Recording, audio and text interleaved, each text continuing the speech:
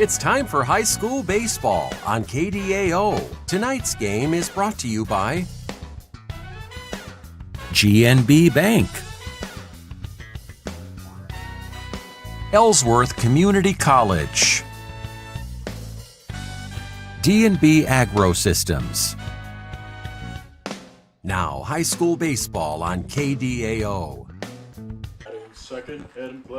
Welcome in, everybody, here to Radio on the Go Sports here on YouTube. Austin Johansson joining you here tonight for this district championship matchup as AGWSR on the road at North Polk Middle School, but they are taking on the Eagles of Ankeny Christian as they serve.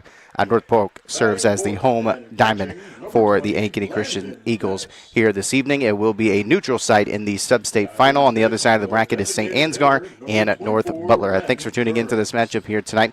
As I know, we have Grundy Center and West Marshall also streaming live over on our website at kdao.com, along with 93, Rewind 93 and 92.9 FM, as that is also on the radio here this evening. But AGWSR and Ankeny Christian here tonight. We'll go ahead and get to the starting lineups tonight. We'll start with the away team of the AGWSR Cougars. Their starting lineup tonight: batting first, pitching tonight, number 3, Clay Buseman. Batting second, first baseman, number 18, Bo Starr. Batting third is third baseman, 28, Tristan Dennis. Batting fourth, catcher, number 20, Landon Dennis. Batting fifth is DH of number 24, Rem Kearns. Batting sixth, second baseman, number 6, Trace Heighton. Batting seventh is center fielder, number 16, Carl Hoosier. Batting eighth is shortstop, number 7, Lane Olson.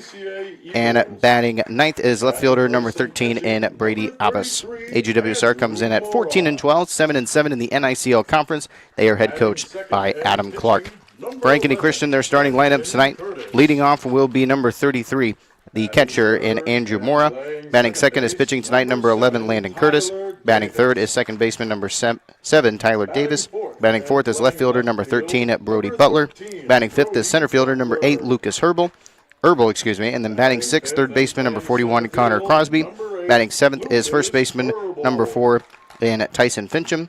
Batting eighth is shortstop, number 2, in Lucas Erickson. And batting ninth is the DH of Brayley Miller. And for Brayley Miller out in the field will be Anthony Abbas over at right field. And for the DH of Rem Kearns for AGWSR, it'll be Lane Rose over in right field for tonight. Ankeny Christian comes in as the top seed, a part of this district, 27-5 overall, 15-1 in the Bluegrass Conference. They are head coached by Conrad Christensen. Big thank you to our sponsors here tonight of this broadcast of GNB Bank, Hanson Family Hospital, and Ellsworth Community College. Member Grundy Center, West Marshall, also streaming live here on YouTube, a part of Radio on the Go Sports here on YouTube, along with KDAO. Quick break, back after this here on Radio on the Go Sports here on YouTube. Navigating mortgages can be very complex. Start your journey with the lending team at GNB Bank. We're committed to getting you to your next home. We offer both fixed rate and adjustable rate mortgages to fit your specific needs. Our experienced lenders help guide you through the process. You can make payments or receive customer service at your local GNB Bank office. Whatever your dream home looks like, we'll point you in the right direction at GNB Bank.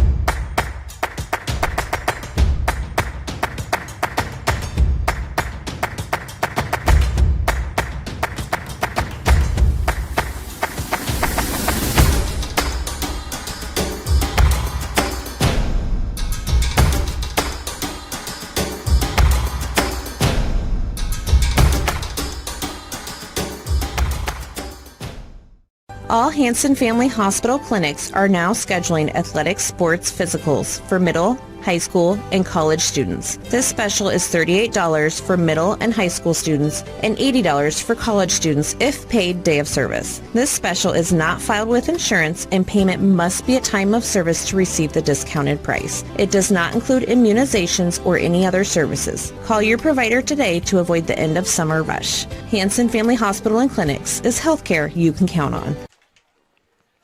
Welcome back, everybody, here to Radio on the Go Sports here on YouTube. Set for AGWSR baseball tonight as they are on the road here at North Polk High School / campus. There's a lot of schools apart here in North Polk, as this is a very pretty big campus actually here in the Des Moines area, as Ankeny Christian this kind of serves as their home diamond throughout the regular season and are the host tonight here in the Des Moines area as AGWSR made the somewhat longer trip, about an hour or maybe add on a couple of minutes from Ackley, or depending on where you are in the AGWSR area, just north of here. So appreciate you guys tuning in.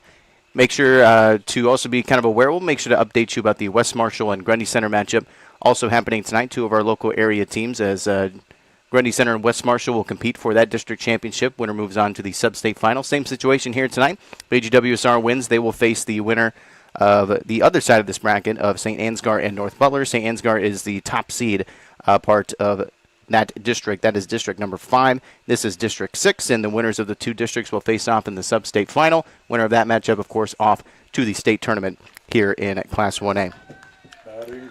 Some of the trips to this game here tonight. Ankeny Christian actually was in a very close contest last time out against Madrid.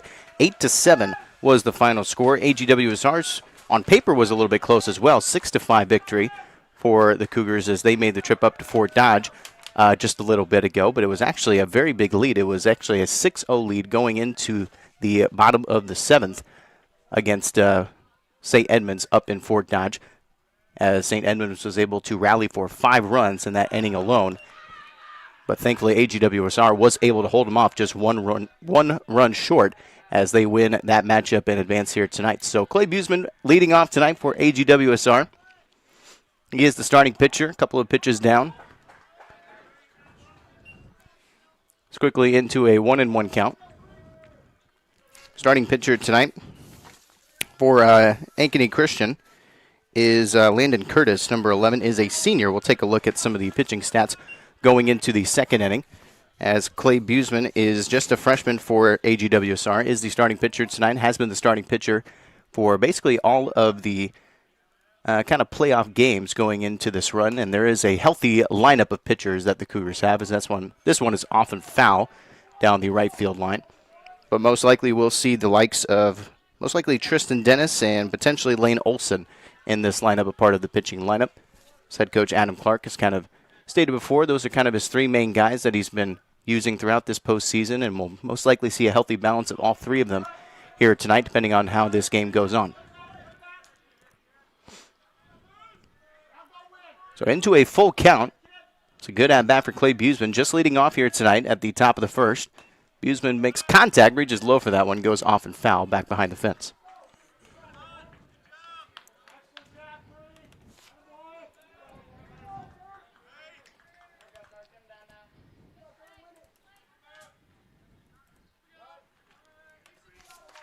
Count still full. Pitch delivered, and a good take there from Buseman, and he does not even think about swinging, and he'll take that for ball 4. And a leadoff walk for Clay Buseman as he'll get himself over on first base. So Bo Starr next up to bat, the first baseman. 400 average for Bo Starr on the year. Had a pretty good showing last time out against St. Edmund. We will have a courtesy runner for AGWSR as well. We'll get a number for you real quick.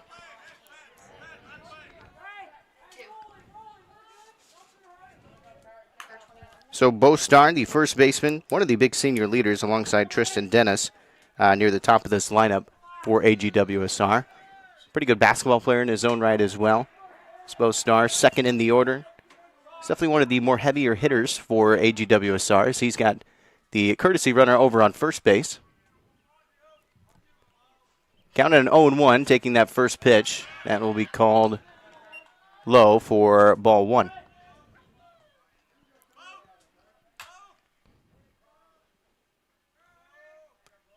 1-1 count. Runner still staying on first. No threat to steal so far. Takes that next pitch, as that'll be outside. Call for ball 2.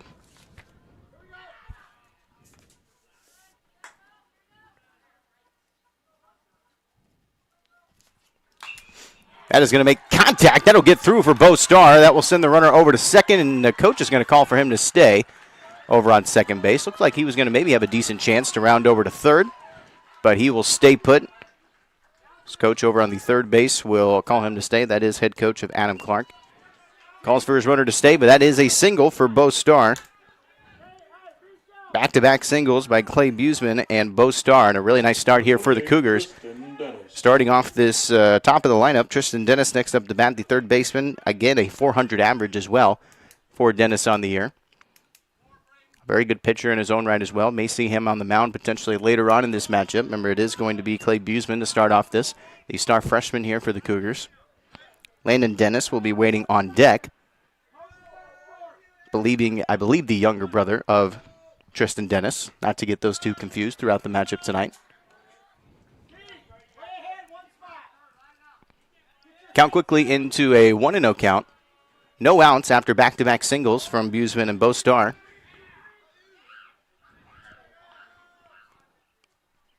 Landon Curtis, he'll get set, deliver again. That one's in the zone that time for strike one. Tristan Dennis lays off that pitch. Into a 1-1 count. Some good at-bats so far. Getting some pitch counts underway. Seeing the ball nicely is AGWSR, and they've been on a really good streak of good at-bats throughout this entire postseason. This one's going to get popped up into right field. Runners are going to have to tag up. They're going to have the runner stay. Specifically over at second, he will tag up and will not advance as that is caught in right field. So good effort there from Dennis, but he will ultimately fly out into right field. Bring up the catcher tonight, sophomore Landon Dennis. Where's the number 20? 348 average for Dennis on the year. So runners on first and second now with 2 outs. Back-to-back singles, already 2 base hits for AGWSR. Trying to get these runners into more of a scoring position over on third and second, preferably. Takes the first pitch, will get called, I believe, high for ball 1.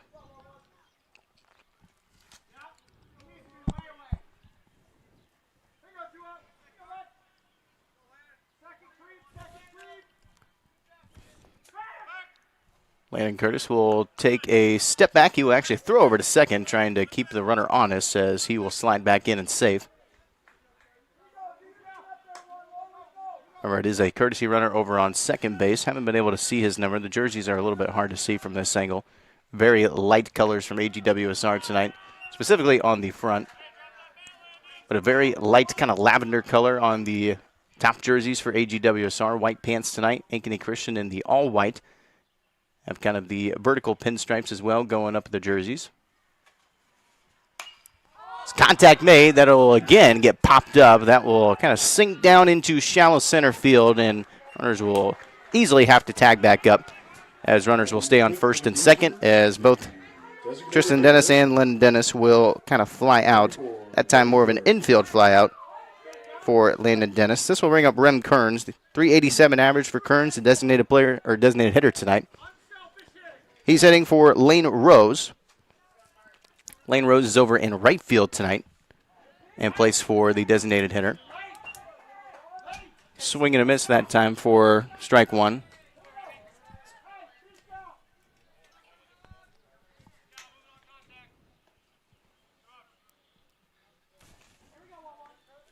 Some brief stoppage there for a second, but Curtis back up to the mound. Count quickly into an 0-1 count after the swing and a miss. That is Braden Scallon over on second base. Pinch running, the sophomore. So he's done a bit of pinch running here in this postseason. Obviously pinch running for the starting pitcher tonight of Buseman after his leadoff single. He's been itching to come off of that second base bag. 2 contacts made, both on a flyout and infield flyout. Heavy swing and a miss that time from Kearns. Goes for strike 2. So 1-2 count after the good start here for AGWSR. Back-to-back singles. Definitely want to at least get one of these base runners home and get this game off to a good start after back-to-back singles from the top of the order. Swing and makes contact, and that goes off foul.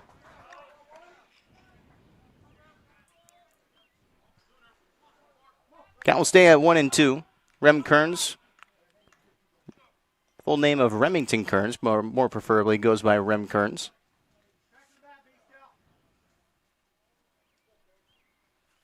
One and 2 count. Kearns makes contact again. That'll get popped up in foul territory and past the fence. That will go again for foul ball. Keeps the at-bat still at a 1-2 count.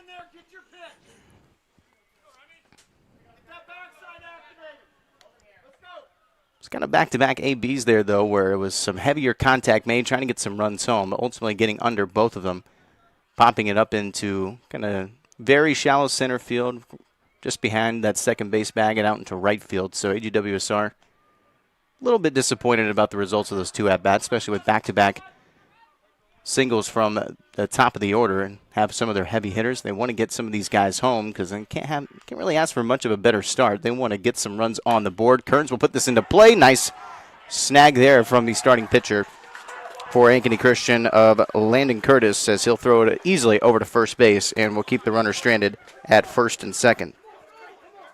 So Kearns will ground out. It will have no runs off of 2 hits, no errors, and 2 left on, as AGWSR will stay scoreless, as Ankeny Christian will have the top of the order. At the bottom of the first, they'll have Andrew Mora, Landon Curtis, and Tyler Davis. That will be their guaranteed at-bats. We'll take a short break. Back after this here on Radio on the Go Sports on YouTube.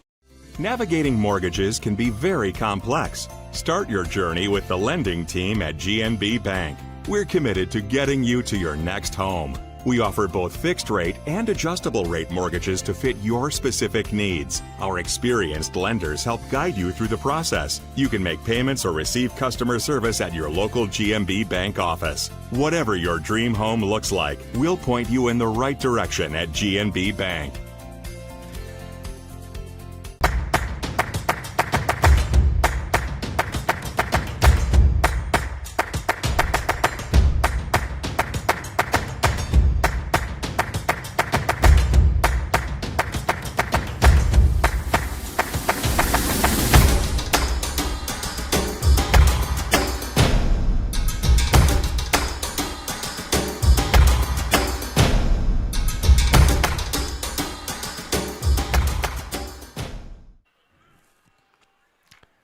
Bottom of the first coming up. First at-bats of the night for Ankeny Christian. It'll be Andrew Mora, the starting catcher tonight. Number 33, Andrew Mora. Mora, one of the starting seniors. It is a pretty heavy senior lineup in terms of the starting overall lineup. First and second in the order of Mora and Curtis will be some starting seniors. You'll have Herbal down the lineup as another senior.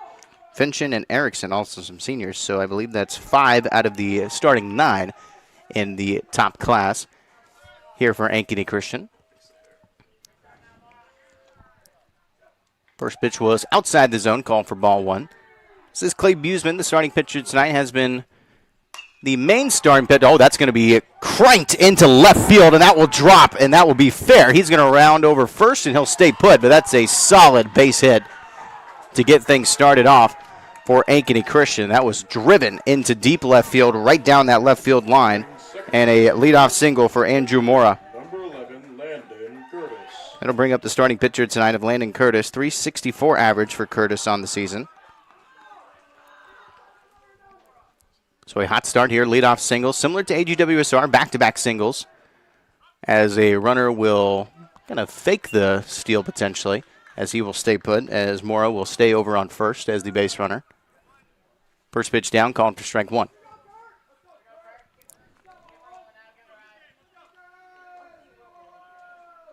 Buseman's had a very good pitching display all throughout playoffs. It's been a really nice showing from the other freshman as well, of Lane Olson. He had a specifically good showing against Colonesco up in Fort Dodge, and the pitching trio of Olson, Buseman, and Dennis has definitely been a big reason why AGWSR has been able to make it this far here in the playoffs, upsetting St. Edmund up in Fort Dodge, a part of that district semifinal. Count up to a 1-2 count now. Landon Curtis, one of the better players, starting pitcher, .364 average. A heavy swing and a miss. That's a drop strike 3. Throw over to first in time, and now the base runner is going to get caught in between bases. Oh, that's a really bad throw over second base from Bo Starr. They're going to send him home as well, too. This will be close. No, they're going to tell him to stay. That's a good decision as well. As you can tell, there's a kind of a discussion here from head coach and base runner for Ankeny Christian, as shouldn't have been caught in that situation on a drop strike 3. As kind of had to tag up with that runner on first, but he was kind of in a tough spot there, obviously, on a drop strike 3. But he gets caught in between first and second, but a really bad throw over the second baseman from Bo Starr. You can tell he kind of shook his head and didn't really know why he kind of launched that. Just a lot of speed and went way too high over the second baseman. And really unneeded as well, as that's going to be kind of a infield error of sorts that's going to advance the runner over to third base in prime scoring position with just the one out. That will be a strikeout credited to Buseman on a drop strike 3, but runner advances to third. Buseman will deliver. That got a piece of the ground and gets called for ball 1. So this is Andrew Mora over on third. That's waiting to come home. Tyler Davis at the bat. Statistically, the best hitter on the team, .526 average for Tyler Davis, the second baseman. Got a piece of it. Goes off foul, back behind home, called for strike 2. Scoreless so far. Ankeny Christian really threatening to score here with just the one out, runner on third, waiting to come home, and the statistical best hitter on the team up to the plate. That pitch is going to get called for ball 2. Ball 2 on a 1-2 count, as I got a piece of the ground. So also very important to keep in mind, I know you can't see here tonight, but a very deep backdrop back behind home plate. There is a lot of room between home plate and the fence, just kind of walking by here. So any wild pitches that go back behind home plate and hit that fence, it is going to be a big travel for the catcher to make that up. So there most likely will see some runs scored on any wild pitches tonight if the opportunity brings itself, because there is a lot of room back behind home plate. Count is up to a full 3-2.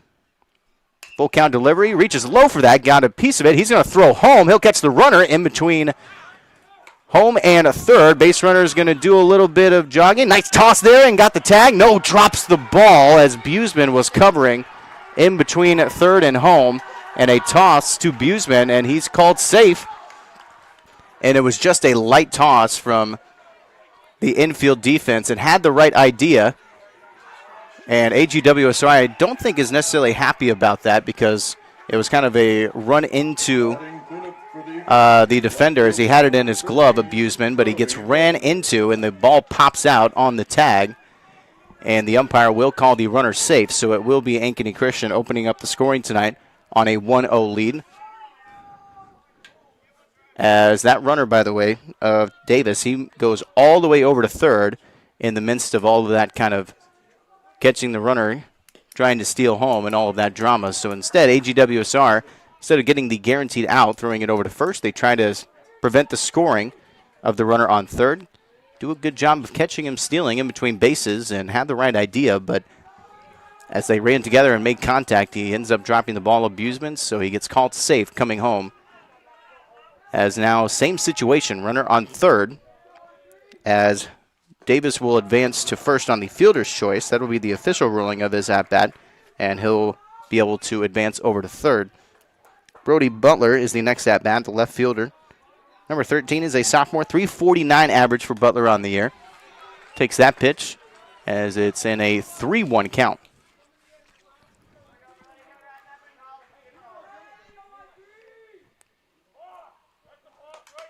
.3-1 delivery, and what was the call? They call balk?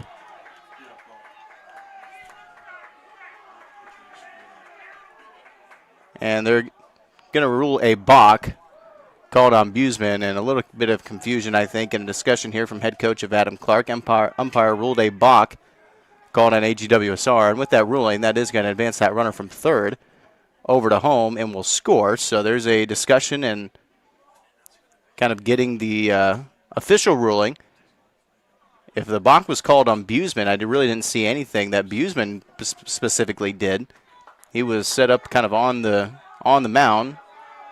Didn't seem to be really in a stance. He was actually standing very still when that call was made, so I don't think it was specifically on him, but the balk is ruled either way. That's going to be knocked into center field. Center fielder is under it, and he will make the grab for the second out. So off the balk, Ankeny Christian will score, as it'll be quickly in a 2-0 lead for the Eagles. The center fielder, number 8, Lucas Herbal. So Butler will fly out to center field.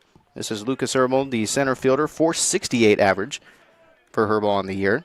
Whereas the number 8 is a senior as well, very senior-heavy lineup for Ankeny Christian in the starting lineup anyway. Try to be updating you as the game goes along for Grundy Center and West Marshals. They're over in Grundy Center tonight. Big-time matchup between two of our local area teams. Currently still tied at 0 apiece after the first inning.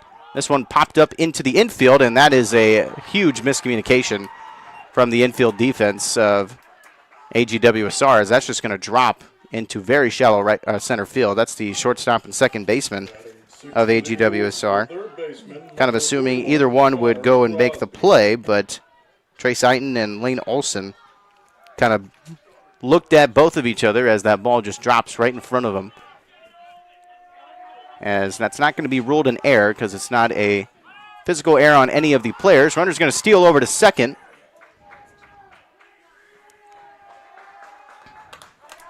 And will be successful. Count is a 1-0 count. So Herbal is going to actually get credited with a base hit. It's not going to be ruled an error by the infield, as it's just a miscommunication. Wasn't necessarily a drop or a play made that was physically an error. So it is going to be ruled a base hit, I believe, for Lucas Herbal. This will be Connor Crosby up to the plate. So a 1-0 count.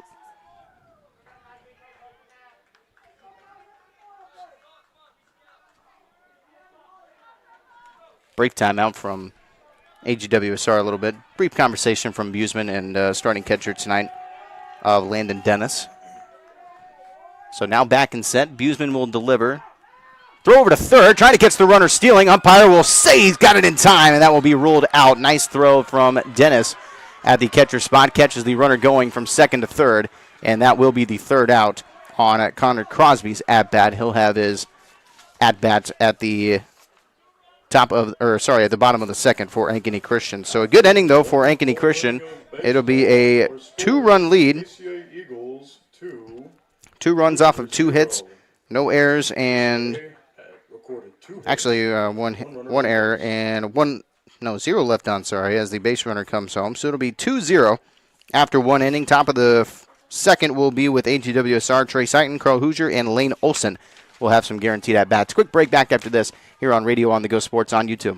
A wound that won't heal can slow your life down, but you don't have to face it alone. At Hanson Family Hospital's Wound Care Center, our specialized team of skilled clinicians provides the medical expertise needed to support the body's healing process, limit health complications, and speed up recovery time for non-healing wounds. With personalized treatment plans and compassionate care, we're focused on helping you heal and get back to what matters most. Call 641-323-2060 to schedule an appointment in Iowa Falls. Hanson Family Hospital is healthcare you can count on. Welcome back, everybody, here to Radio on the Go Sports here on YouTube. Top of the second inning coming up as AGWSR had initially a good start to this game. Had the leadoff hits from Buseman, and Bo Starr had the follow-up hit, putting runners on first and second. But following that, kind of back-to-back pop-ups in the infield and outfield, and a ground-out kind of retired that side as AGWSR failed to capitalize on their back-to-back base hits. So they'll look to do a little bit better here. They'll go 6, 7, 8 in their order of Trace Eiton, Carl Hoosier, and Lane Olson. They'll have some guaranteed at-bats, as this will be Trace Eiton leading things off here in the second inning. Eiton puts this one into play. It'll be a ground ball over to the third baseman. Throw over to first will be an adequate time for the first out, swinging on that first pitch. So Trace Eiton will ground out on the first pitch to lead off the second inning. This will bring up Carl Hoosier, the center fielder. Hoosier with a .214 average on the season so far. Takes the first pitch, called for ball 1. Taking more of an in-depth look at some of the pitching stats for both sides here in this second inning. We'll look at starting pitcher of Landon Curtis's pitching stats here in just a second. 2-0 count. That one delivered nicely into the zone as Hoosier lays off. But a very heavy pitching rotation for Ankeny Christian, as they do have quite a bit of guys that have been able to have a chance at the mound so far this year. Landon Curtis, one of the more heavier starting pitchers with a 7-1 overall record. Takes that pitch. That'll be called outside for ball 4. Good take there from Hoosier. He'll get himself on base with a walk on 4 balls. That'll bring up Lane Olson. Number 7, Lane Olson. So Landon Curtis with an ERA of 1.44 has a batting average against of 130. His total pitch count is at 625, and it is the highest pitch count on the team overall. And there is quite a few guys that have had a chance at the mound in terms of Ankeny Christian. Just kind of doing a quick sum up here. It is over 10, I believe 12 guys total have had a chance to be at the pitching mound this year for Ankeny Christian. Runner's going to go of Hoosier. Swing and a miss on that at-bat. And that's a nice throw over to second. Believe he got him, and he does get him in time. Nice throw from the catcher of Ankeny Christian. Able to get, I believe, to the second baseman covering. That is Andrew Mora with the throw. As it is in time for the second out. So Hoosiers walk ends up getting caught stealing over to second base, sliding in. So no one on base with 2 outs, as this is Lane Olson up to bat. Olson pops this one up into foul territory, trying to track it down, but it's up and over the fence, called for foul ball. So foul ball goes for strike 2, a 1-2 count.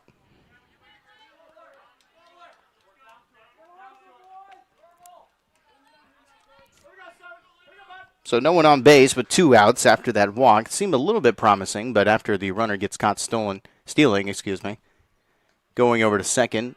Inning looks a little bit dim now with Olson up to bat. Has Brady Abbas potentially on deck, trying to see another at-bat if Olson can get on base. Count up to a 2-2. 2-2 delivery. Olson will check that swing. It's called outside for ball 3.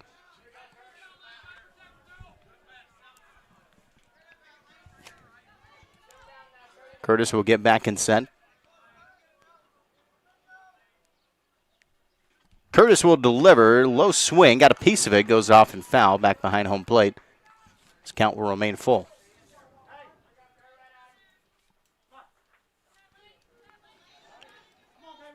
Olson just a freshman here for AGWSR, but a promising freshman as that. As he checked that swing, that definitely goes low. Called for ball 4. So Olson will take his base over on first. So back-to-back walks, but just the runner on first after Hoosier gets caught stealing. Left fielder number 13, Brady Abbas.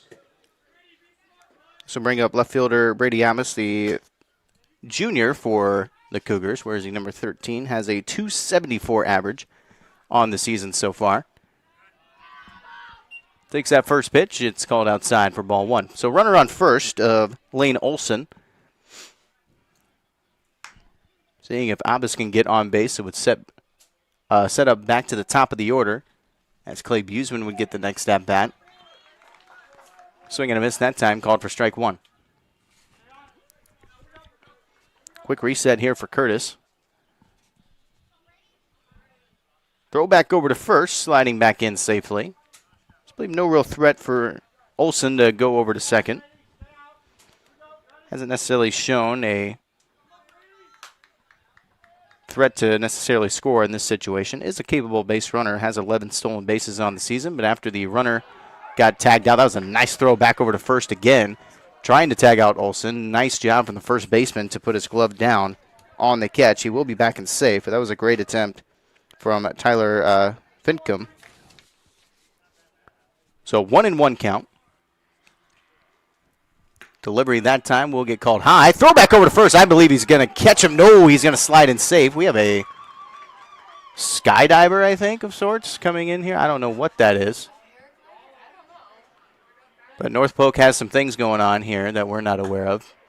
But we have some people that apparently have too much money and are doing things in their spare time coming through here.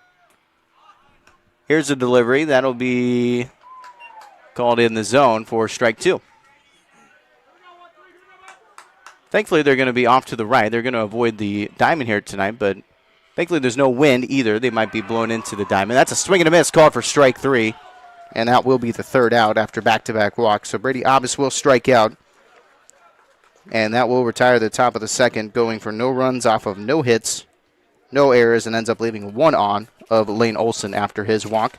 Bottom of the second, it'll be 6, 7, 8, and also in the order for Connor Crosby, Tyson Fincombe, and Lucas Erickson. They'll have their guaranteed at-bats.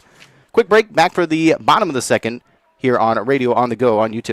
A wound that won't heal can slow your life down, but you don't have to face it alone. At Hanson Family Hospital's Wound Care Center, our specialized team of skilled clinicians provides the medical expertise needed to support the body's healing process, limit health complications, and speed up recovery time for non-healing wounds. With personalized treatment plans and compassionate care, we're focused on helping you heal and get back to what matters most. Call 641-323-2060 to schedule an appointment in Iowa Falls. Hanson Family Hospital is healthcare you can count on. Navigating mortgages can be very complex. Start your journey with the lending team at GNB Bank.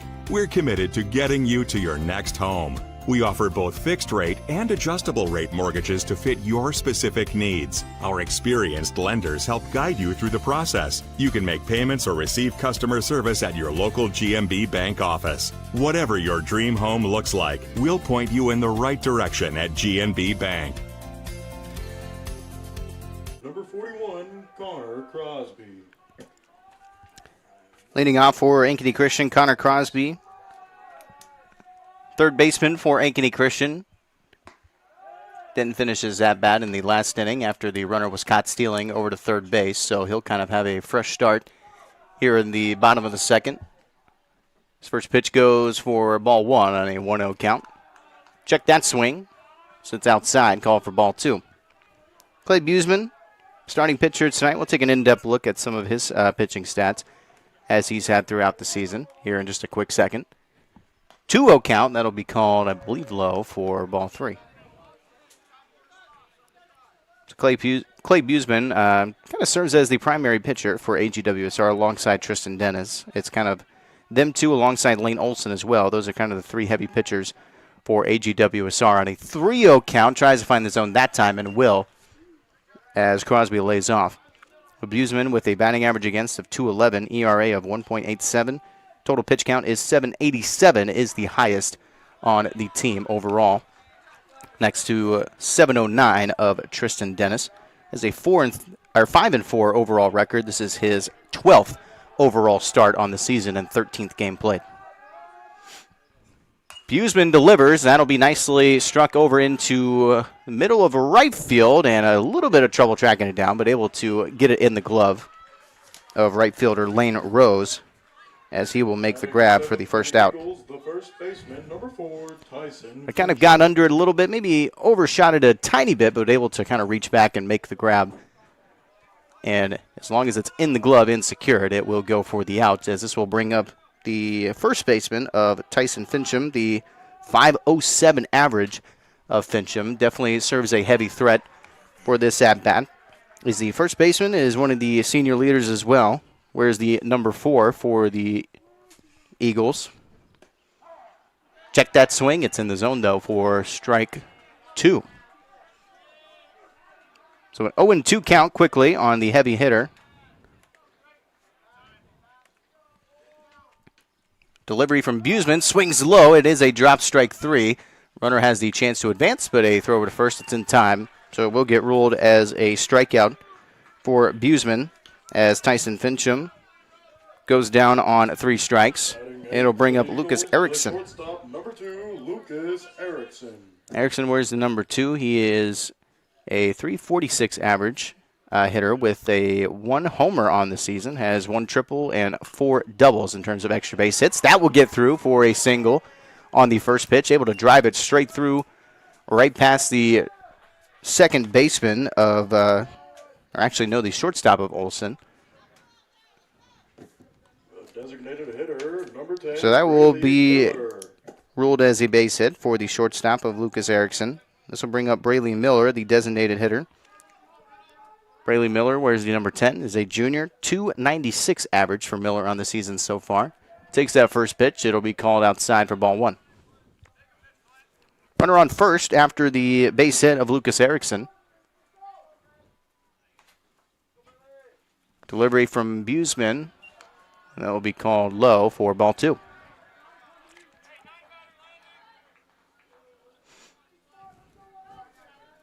Just another update for you as well. I believe Grundy Center and West Marshall still scoreless after 2 innings as they are currently in the third. Still a 0-0 contest over in Grundy Center tonight. Now that's also a big matchup. Remember, that's also streaming live here on YouTube, a part of Radio On The Go Sports. So Andy Jennings is with you for that broadcast for tonight. Started at the same time as us here this evening. Also had the Felix Grundy Festival Parade streaming live with Chuck Carpenters. He was over in Grundy Center as well. 2-1 delivery. Nice contact there. It'll be driven into right field. Trying to cover as that'll be grabbed, right? Yep, it will be grabbed as that was the third out as the base runners were still going. But that will be caught, I believe, again from right fielder of Lane Rose as he will make the snag. Nicely done being able to track that down as Braley Miller will fly out. That was a really important grab in right field as well as that kind of drifted over into center field, but Rose able to find the catch, and if that was to drop, that was definitely at least going to score 1 run and most likely have some extra bases for Braley Miller.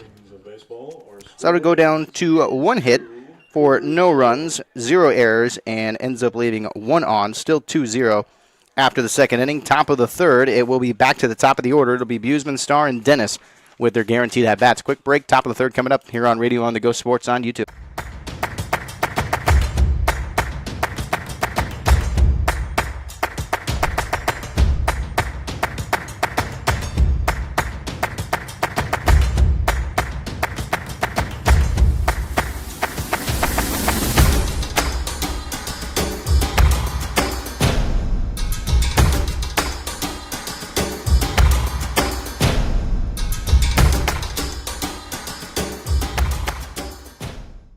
All Hanson Family Hospital clinics are now scheduling athletic sports physicals for middle, high school, and college students. This special is $38 for middle and high school students and $80 for college students if paid day of service. This special is not filed with insurance and payment must be at time of service to receive the discounted price. It does not include immunizations or any other services. Call your provider today to avoid the end of summer rush. Hanson Family Hospital and Clinics is healthcare you can count on.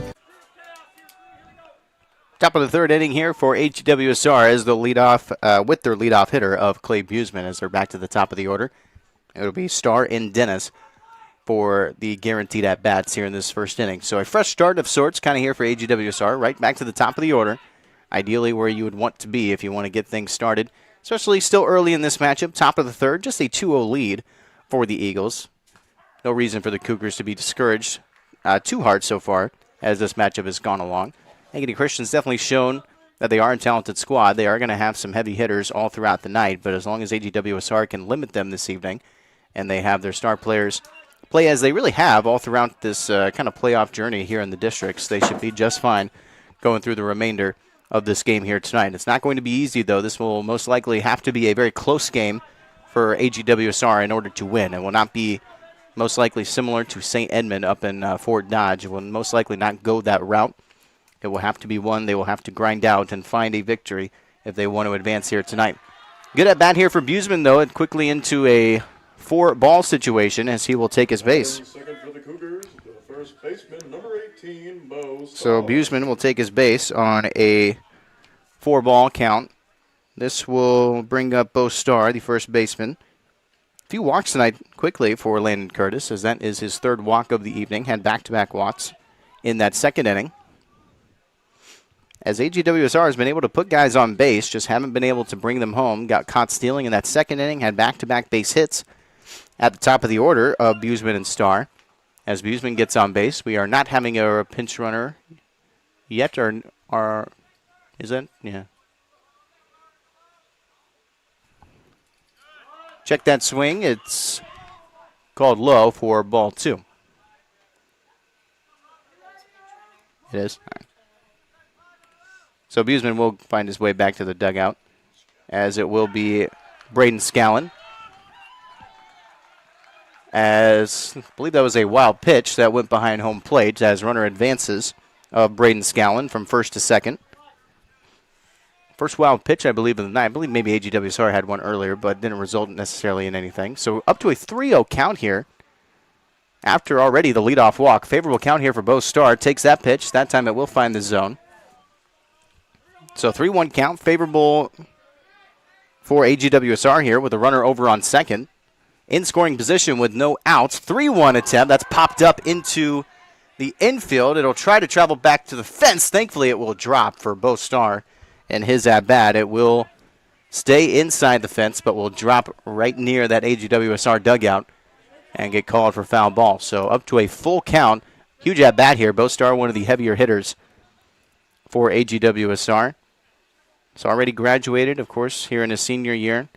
Has 18 total RBIs, tied for first on the team. In terms of extra base hits, you'd be a little bit surprised. Only has 5, and they are all doubles. 3-2 count, full count, caught looking as Bo Starr will strike out. As that will go down for the first out. The third baseman, number 28, Tristan Dennis. So that brings up Tristan Dennis, 400 batting average hitter, tied with Starr coming into this matchup tonight. He's flown out in his first AB. Still has a runner on second. Sacrifice still well in play with just the 1 out. Dennis will take that first pitch. Throw back over to second. Sliding back in safely is the pinch runner of Braden Scallon. Is called for ball 1.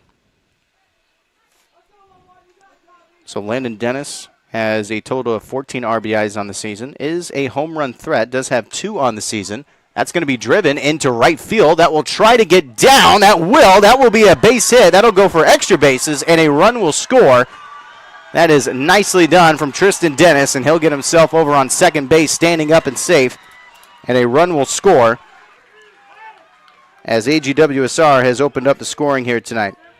Batting first for the Cougars, the catcher, number 20, Landon. So that's a 2-1 lead still for Ankeny Christian here tonight, but AGWSR trying to find their footing and is getting rolling with Tristan Dennis and an RBI double. So he'll be standing safely over on second. It will bring up the catcher of Landon Dennis. As I actually misspoke before, I was actually reading Landon Dennis' stats off of Tristan Dennis' at-bat. Tristan Dennis is actually up to 15 RBIs with 1 home run. Dennis will put this into play. It will advance the runner over to third. Throw over to first, though, will be in time. Just as a correction for you real quick, Tristan Dennis with 15 RBIs, 1 home run, and 4 doubles on the season. As Landon Dennis with 14 RBIs, does have 2 home runs, 7 doubles along with his extra base hits. As he will ground out, it will advance the runner over to third base in prime scoring position. Now with 2 outs. Check that swing. It is Rem Kearns up to bat. Kearns another heavy hitter for AGWSR. Rem Kearns does have just the 1 double on the season in terms of extra base hits, and that got off the bat, and I believe came back and hit Rem Kearns or a specific player and went back in fair, but it does get called for foul ball. As Rem Kearns has 16 RBIs on the season, which is second overall on the squad so far this season. So Dennis currently over here at third base, itching to come home. And remember, wild pitches, if they go back and hit that fence and kind of drop dead towards that fence, a base runner will surely most likely score, as there is a lot of space behind home plate going to the back fence. Not all parks are created equally, specifically in that department. So 1-2 count. Runner on third, itching to come home. As Cougars has opened up the scoring here in this top of the third. Rem Kearns takes that pitch, and it'll get called high for ball 2. Important at bat. Rem Kearns kind of specializes in singles. That has been kind of his forte so far on the season, and a very important one that he could deliver here for the Cougars. He'll take this pitch and kind of shy away from it. Gets called high for ball 3. So up to a full count. Delivery again. Kearns will put this into play. It'll get popped up. It should be under it of the left fielder of Ankeny Christian, and it will be caught over in left field of Brody Butler as he will make the grab. Good effort there from Rem Kearns and a good at-bat, but ultimately will fly out, leaving that runner stranded over on third base. Does open up the scoring, though, for the Cougars. An RBI double from Tristan Dennis after the leadoff walk of Clay Buseman, as they'll get 1 run off of 1 hit, no errors, and leaves 1 on. Top of the third is retired. We'll go to the bottom of the third with Ankeny Christian. They will have the same order due up with Andrew Mora, Landon Curtis, and Tyler Davis. They'll have their guaranteed ABs. We'll take a short break. Back after this here on Radio on the Go Sports on YouTube.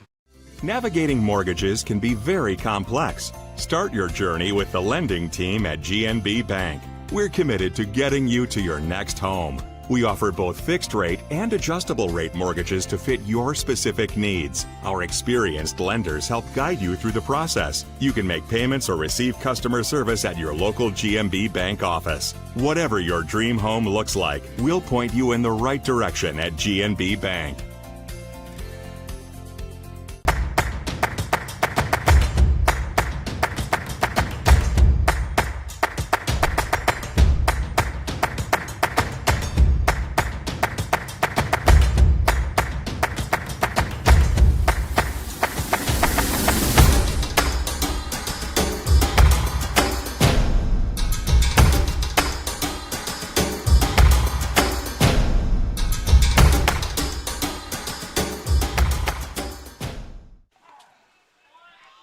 Bottom of the third coming up. AGWSR back to the top of the order with Andrew Mora. It is the starting catcher tonight. Had the leadoff single to start off for Ankeny Christian. First pitch down. It is called in the zone for strike one. Still Clay Buseman at the mound for the Cougars. Most likely we'll see a pitching change sooner rather than later for AGWSR. Could potentially be Buseman's last potential inning. It wouldn't shock me at all if they have Dennis come in at around this time. Obviously nothing wrong with what Buseman's done so far. He's done actually a pretty nice job at the mound, finding the zone consistently, but they like to have a healthy rotation in terms of the bullpen for the Cougars. That will get called in the zone for strike two.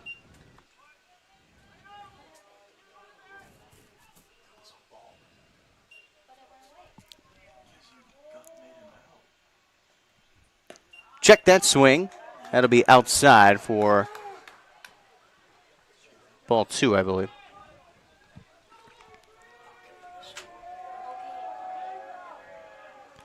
Buseman back and set. He'll deliver. Reaches low for that pitch. It'll be popped up into the outfield. Has to hurry to get it, but will make the snag. AGWSR center fielder will be there of Carl Hoosier as he will make the grab for the first out. So Mora will fly out into center field. This will bring up Landon Curtis, the starting pitcher tonight. .364 average, struck out in the first at-bat in the first inning. So his second at-bat of the night. Curtis, one of the top players, obviously, as the starting pitcher here this evening. This pitch delivered. It'll get called outside, I believe, for ball one.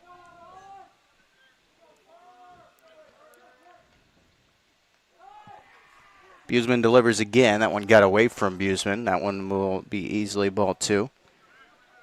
Curtis is a home run threat of sorts. Does have 2 home runs recorded on the season. Only 5 total home runs for Ankeny Christian on the year so far. Is a pretty long diamond as well. You also have to take that into consideration. It's not all home runs are necessarily created equally in terms of distance. Curtis does have 6 doubles on the season for extra base hits. That'll be driven down the third base line, just goes off foul. So it'll go down as a strike. So count up to 3-1. Ankeny Christian opened up the scoring in the first inning. Had the 2 base hits of Andrew Mora and Lucas Herbal. That'll be driven back towards left field. It is off and foul. So that'll go for strike 2.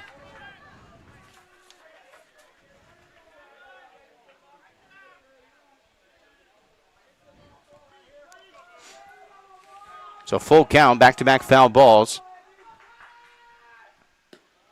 Check that swing. It is called outside for ball 4 and will take the base of Landon Curtis. Up to bat, the second baseman, number 7, Tyler Davis. This will bring up Tyler Davis as he reached on a fielder's choice in his last at-bat.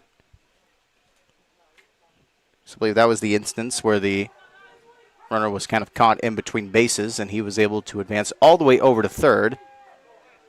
And it kind of all of that debacle that went down as the runner was able to score after caught the runner in between third and home, and then throw back to the catcher, Buseman actually, in that base running line. Runner is going to go. They're going to avoid the throw over to second to avoid any potential mistake. Now the runner over to third. Here's a quick throw over to third, and that's nice base running from number 11 of Landon Curtis as he kind of leaned over past second, was waiting for the throw back and waiting for the reaction of the catcher on what he was going to potentially do, and then he will quickly make his way over to third after the attention was off of him, as he will slide in safely. That'll be 2 successful stolen bases for Landon Curtis after his walk. I believe a pinch runner is going to be coming in as well. This will be number 15 of Maddox Curtis, the 8th grader. Pinch runner, number 15, Maddox Curtis, in for Landon Curtis.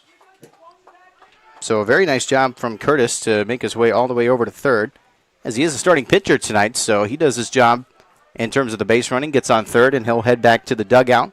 Obviously, stealing home or coming home can be a bit more of a dangerous situation in terms of risking potential injury with a collision of sorts. So they will put in the pinch runner of Curtis. Count is up to 2-0 as Tyler Davis with his at-bat. That'll get called for ball 3. Davis, .526 average for him on the season so far. So you might think he might be more of a potential home run threat. Actually, no recorded home runs on the season for Davis. He'll take that pitch. It gets called for ball 4 as he'll take his base. Davis does have 2 triples along with 14 doubles in terms of extra base hits and 43 total RBIs.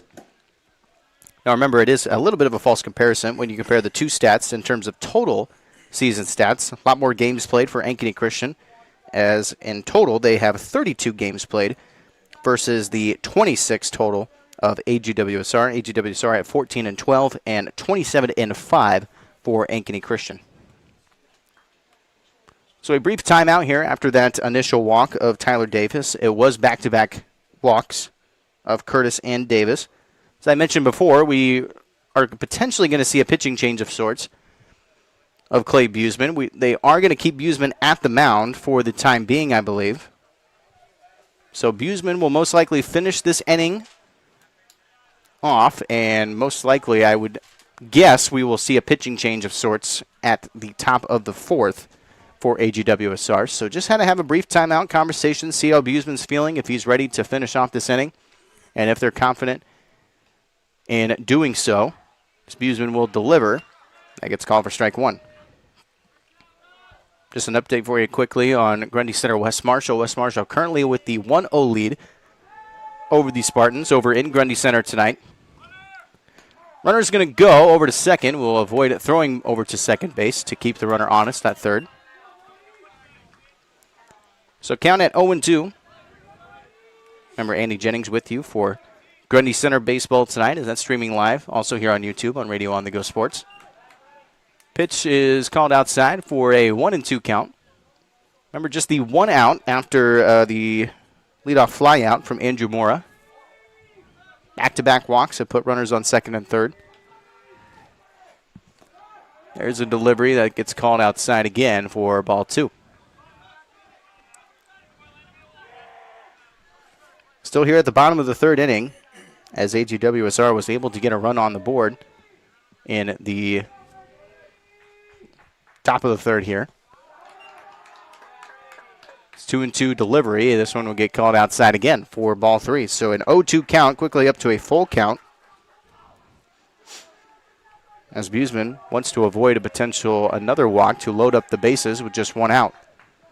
Buseman will deliver. That is driven into left field. That should drop and will. Nice cover here from the left fielder. Throw back into the infield. One run will come home. The other runner will get sent.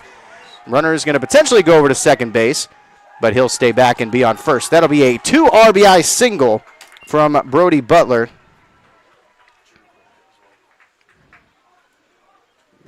As Ankeny Christian has extended their lead up to a 4-1 affair here tonight at the bottom of the 3rd inning. As that was a tough AB for AGWSR to swallow, quickly into an 0-2 count and then 3 thrown balls pitched. As it was up to a full count, had runners on second and third. Didn't want to throw 3 walks in a row, so most likely knew it was going to be challenged in the zone. That's a laid down bunt, I believe.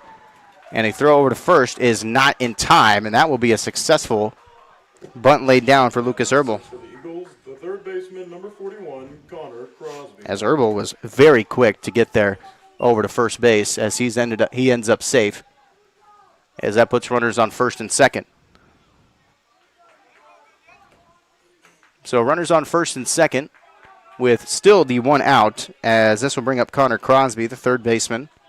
Crosby flew out in his last at-bat. This one will be laid down. It'll be a short bunt, and no one covering first, and that is a big miscommunication from the infield of AGWSR, as Buseman was there to make the scoop up, and Bo Starr was kind of running to make the grab as well, but Bo Starr was not covering over first base as Buseman scooped it up, so no one to throw to for the first out. It most likely would have been in time to have the second out, and there is some frustration visibly on the faces of the Cougars as this inning is starting to fall apart a bit, as bases are up and loaded with just one out, as Crosby will advance over to first. This will be Tyson Fincham, 0-1 count with one down after thrown strike one. Got a piece of that, goes off and foul. So a very tricky spot here for the Cougars. This is a 4-1 lead for Ankeny Christian. It's still manageable to come back, but this inning is looking to be very dangerous. This is put into play. That's a line out. Throw home will be a force out. Or no, sorry, it was actually a ground ball, so Buseman will just make the grab and throw it over to home for the force out.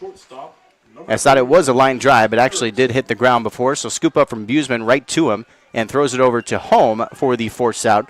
Keeps the runner from scoring, as a fielder's choice will be for Fincham. So this will bring up Lucas Erickson. Base is still loaded. Smart decision there from Buseman. That was the right play to throw over to home and keep the run for scoring, as Buseman will find himself off the pitcher's mound, as most likely I believe Dennis will be coming in to have the substitution. There is some conversation. Dennis is around the mound. Maybe Olsen, though, we'll potentially see, as there is kind of three guys surrounding the pitcher's mound. As, yes, it will actually. It will be Olsen subbing in for the pitcher spot. So instead of Dennis, last time out, taking over for Buseman, it will be Lane Olsen. So back-to-back freshman pitchers here for AGWSR of Clay Buseman and now Lane Olsen. He'll get warmed up. We'll take a short break. We'll let him get warmed up. Remember, it is bases loaded, 2 outs. Back quickly here for the rest of the third inning here on Radio on the Go Sports on YouTube. A wound that won't heal can slow your life down, but you don't have to face it alone. At Hanson Family Hospital's Wound Care Center, our specialized team of skilled clinicians provides the medical expertise needed to support the body's healing process, limit health complications, and speed up recovery time for non-healing wounds. With personalized treatment plans and compassionate care, we're focused on helping you heal and get back to what matters most. Call 641-323-2060 to schedule an appointment in Iowa Falls. Hanson Family Hospital is healthcare you can count on. Welcome back here to Radio on the Go Sports here on YouTube, as we do have a pitching change here for AGWSR. It will be Lane Olsen.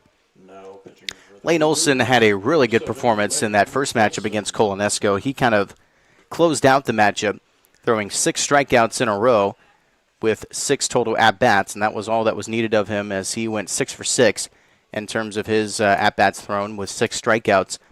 Also had a good showing against St. Edmund as well. It was a pitching trio of Olsen, Buseman, and Dennis, as Olsen will take over here with 2 outs at the bottom of the third inning. So Erickson will have the next at-bat. It is Lucas Erickson, the shortstop. Did have a base hit in his last at-bat.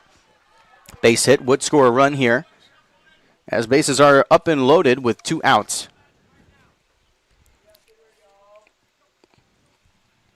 Olsen on the 0-1 pitch. That'll be thrown high, called for ball 1.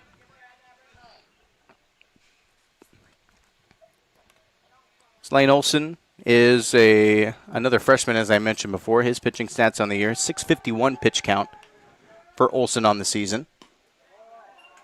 He'll deliver this just a little bit outside, calling for ball 2.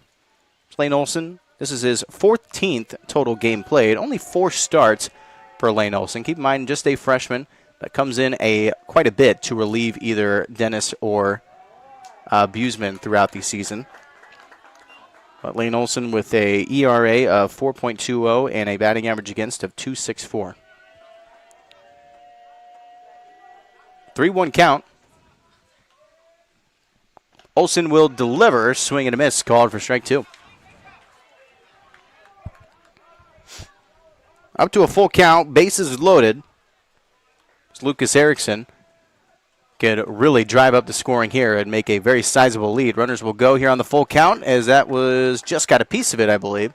Called for foul ball. So count will remain full.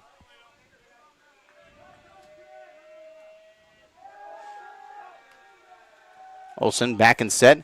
He'll deliver. That'll be called high for ball 4. And a good take there from Erickson as he will walk over to first. That will score the run. And that is now a 5-1 lead here for the Eagles.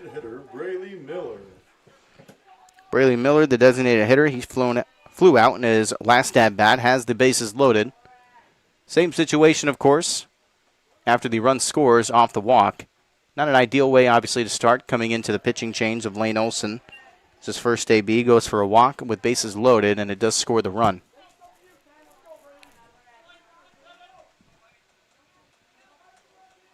Lane Olson back and set. 1-0 count delivery.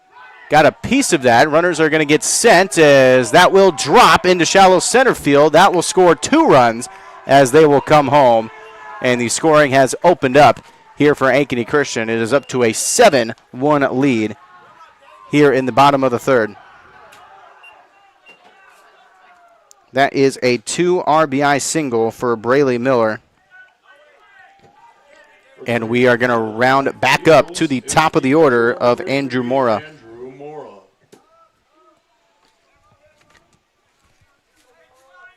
So Mora started off this inning with a leadoff flyout. Mora will have his second at-bat of this inning alone and his third overall. True sign of a great inning, of course, if your leadoff hitter gets himself a second AB on the evening, as it is a 1-0 count. Runners over on first and second. Olson delivers, just got a piece of it, goes off, or no, I believe call for ball 2. So 2-1 count.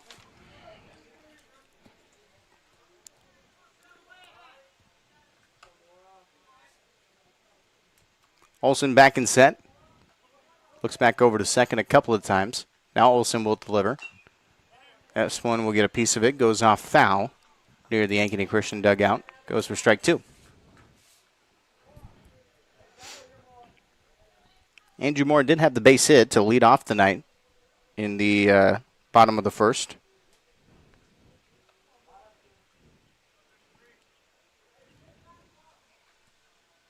Two and two delivery. Olson will deliver, and that will get called for ball 3. Or foul ball.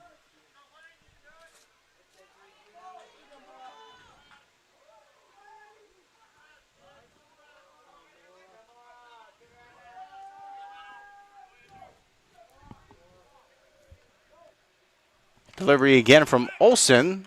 And a quick throw over to first, so that gets called for ball 3. Runner will tag up and back and safe. So again, it is a full count with 2 down as bases are up and loaded. AGWSR definitely back against the wall right here. Need to keep these runners stranded with bases loaded with a 7-1 lead here. As that gets called for ball 3, excuse me, as it was a 2-2 count actually. So that gets called for ball 3.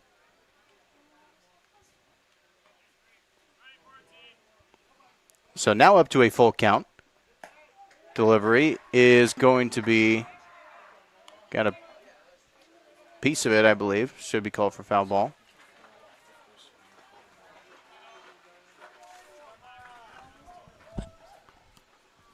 So count is full.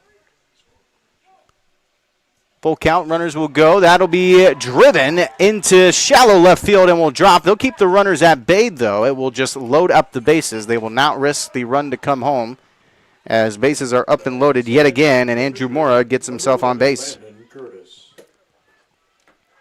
So another hit for Andrew Mora, his second hit of the night, as that will bring up Landon Curtis for his second at-bat of this inning alone. No runs scored on that hit, but bases are now back and loaded. So Landon Curtis looking for his first base hit, had a strikeout and a walk in his first two at-bats.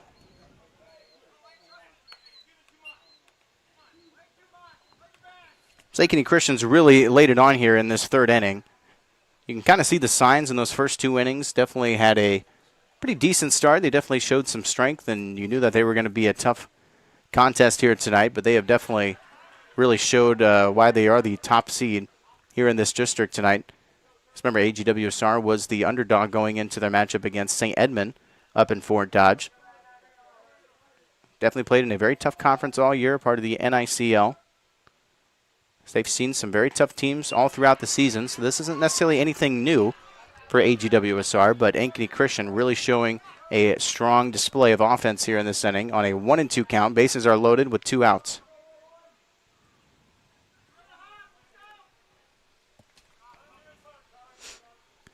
Olsen back in set, and he will lay off. Some time called, I believe, here from the batter of Curtis.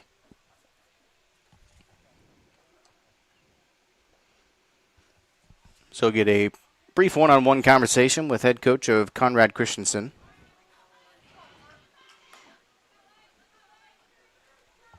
See potentially what will be relayed info-wise for Christensen.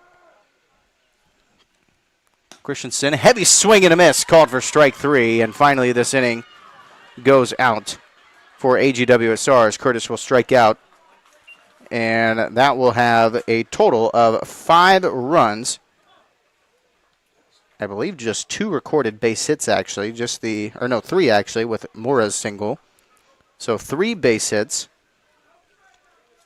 no infield errors, and ends up leaving 3 on with bases loaded. But a heavy inning for the Eagles, as it is 7-1, after 3 innings, as AGWSR will go back to the top of the 4th. They'll go Trey Seiton, Carl Hoosier, and Lane Olson with their guaranteed at-bats. Quick break, back after this here on Radio On The Go Sports on YouTube. A wound that won't heal can slow your life down, but you don't have to face it alone. At Hanson Family Hospital's Wound Care Center, our specialized team of skilled clinicians provides the medical expertise needed to support the body's healing process, limit health complications, and speed up recovery time for non-healing wounds. With personalized treatment plans and compassionate care, we're focused on helping you heal and get back to what matters most. Call 641-323-2060 to schedule an appointment in Iowa Falls. Hanson Family Hospital is healthcare you can count on. Top of the 4th inning coming up for AGWSR. Tyler Davis. We are having a pitching change here for Ankeny Christian. This will be number 7 of Tyler Davis for Ankeny Christian. We'll take a quick look at some of his stats coming into this 4th inning. So Davis comes in on the pitching change of the at-bat of Trey Seiton.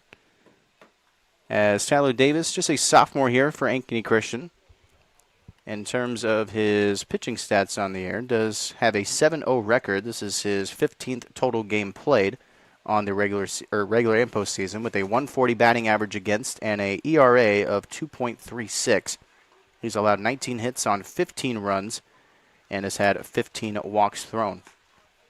Pitch count up to 527 total on the year, which I believe is in second place on the team overall, as I believe Davis, Erickson, and Curtis kind of serve as the main 3 pitchers in the bullpen of the Eagles. Just kind of updating you quickly on West Marshall Grundy Center. It is a 1-0 lead for the Trojans of West Marshall. It is in the 6th inning. I believe it's the top of the 6th, with West Marshall with some current at-bats. So West Marshall currently leads Grundy Center over in Grundy Center tonight with a 1-0 lead, as that matchup also streaming live here on YouTube on Radio On The Go Sports. So again, this is the pitching change of Tyler Davis coming in at the top of the fourth inning. This will be Trey Seiton leading things off for AGWSR. Got a piece of that. That hits the fence. Makes some fans wince away. Sometimes you can't help it. You know you're protected, but sometimes you have a human reaction, obviously. Takes that pitch. Just call for ball one on a 1-1 count. Davis back and set. He'll deliver. That's going to be a nice drive. That'll drop into shallow center field. That will be a base hit for Trey Seiton. So the only thing AGWSR can do, I mean, they can't change anything about that third inning. All they can do is kind of put their head down, get some good at-bats, and try to get some runners on base and see if they can get them home. They don't have to get it all back at once here in this fourth inning, but they definitely want to at least chip away a bit at this 6-run lead. This will be a laid-down bunt. It'll go down the first base line, as I believe that should be called foul, as it will. So a runner will come back to the bag. So it goes. Cougars, the pitcher, number 7, Lane Olson.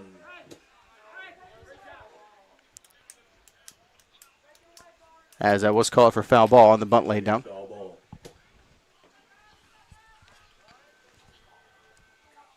So Hoosier, left-handed batter as well for AGWSR. Has that runner on first. Got the signal to lay down the bunt, but it went down the first base line and called for foul ball. So count is 0-2.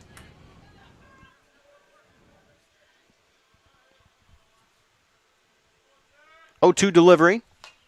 Got a piece of that. It goes back behind for foul ball. Count will stay at 0-2. So Ankeny Christian's obviously had a very strong inning last time out in the third inning. AGWSR was kind of keeping up with the Eagles, obviously, but after things kind of fell apart a little bit, it's definitely a do-or-die kind of moment here in this fourth inning, especially if Ankeny Christian continues with their offense.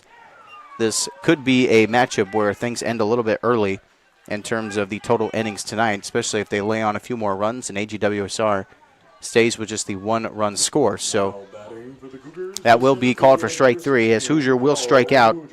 7, Lane Olson. So Carl Hoosier will strike out. Lane Olson up to bat next, the shortstop. Where's the number 7? Lane Olson will take the first pitch. It's in the zone, called for strike 1. Olson walked in his first at-bat of the night. Olson sits at a .268 average. He's over at shortstop to start the night. He is at the pitcher's mound now, coming in for the starting pitcher, Abusman. Takes that pitch, gets called for ball 1. 1-1 count, top of the fourth inning. Just the 1 out after the strikeout. Has the runner on first after the base hit of Trey Seiton. He's over on first base. Delivery, takes that pitch. It'll get called for ball 2.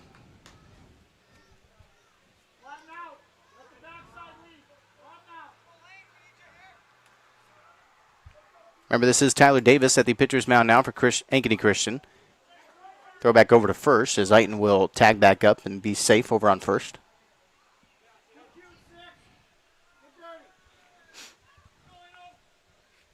Davis gets back and set. No throw back to first this time. Will deliver. As that's called outside again for ball 3. So 3-1 count, favorable count here for Lane Olson. He'll be just fine with the walk. AGWSR is not concerned about how they get guys on base. They just want to get guys in scoring position and try to get them sent home and chip away at this lead. Swing and off foul, called for strike 2.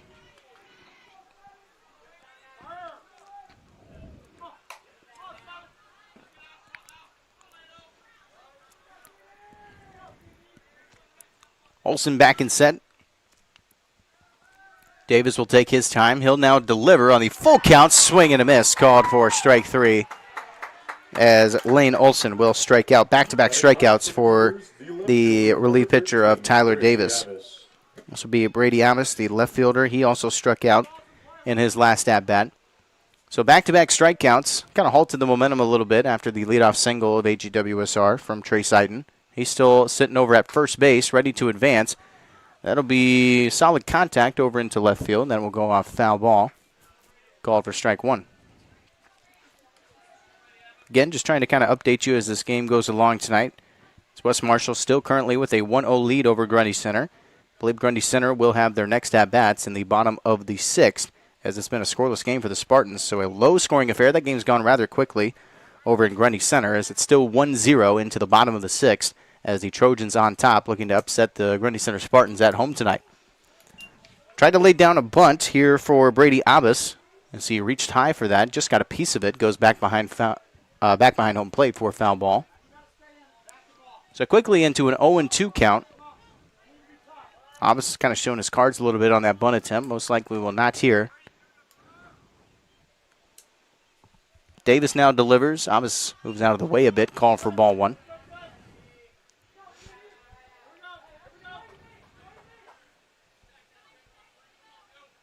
Buseman is waiting on deck potentially if Abbas can get himself on base. Back to the top of the order. Abbas takes that pitch. It's outside again. Call for ball 2. Good eye here from Abbas as a good at-bat. Trying to just put a runner into scoring position, seeing if he can set up Buseman to get a runner home. Trace Heighton's been waiting patiently over on first base after his leadoff single. 2-2 delivery. That'll be outside and high again, I believe, for ball 3. It's good plate discipline here from Brady Abbas. Got himself a full count. Most likely will be challenged heavily here from Tyler Davis. Throw back over to first. Davis tried to get out of that full count pitch. Still throw over to first, not in time. Heighton tags up. Davis takes another look back. He'll get set. He'll deliver now. That'll get called outside and high for ball 4. So nice at-bat there from Brady Abbas. He'll put runner into scoring position over on second. Returning to the top of the lineup for the Cougars. This will be Clay Buseman. Clay Buseman, 405 average, is the statistical best hitter on the team as the leadoff hitter. Does have a base hit. He's 1 of 1 tonight, also with a walk. So on-base percentage at 1,000. Clay Buseman swings at that first pitch, goes off foul ball. Has not done any base running tonight. He's had a pinch runner both times that he's gone over to first. Can do some more base running now as he is no longer on the mound, as Lane Olson's taken over pitching responsibilities for the time being.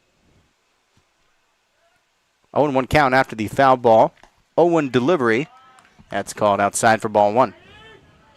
So big at bat here for AGWSR. Runner in scoring position on second. They definitely just want to get anybody home. It would build up at least some confidence for the Cougars. Trying to kind of roll through here towards the top of the order now with Buseman. Buseman will take that pitch. It's called low and outside, I believe, for ball 2. So 2-1 count.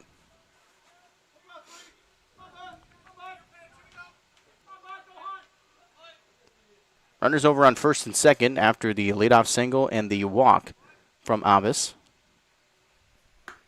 Takes that pitch. That'll be in the zone, calling for strike 2. Buseman at a 2-2 count, waiting for his pitch to come, as he's going to try to drive this and get a run home, as that runner desperately waiting of Heighton over on second base. He'll take that pitch, and it's called outside for ball 3. So another full count here from Tyler Davis on the mound.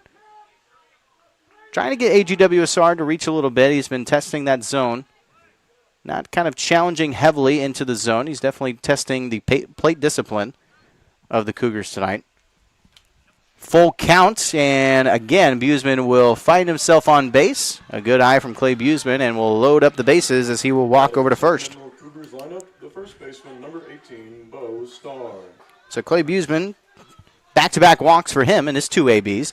This is a big spot here for AGWSR now. This was just with the leadoff single of Trace Heighton. Back-to-back strikeouts and then back-to-back walks have loaded up the bases. So in a favorable spot here for the Eagles, they're now finding themselves with loaded bases with 2 outs. That's the good news for the Eagles, but Bo Starr is up to the plate.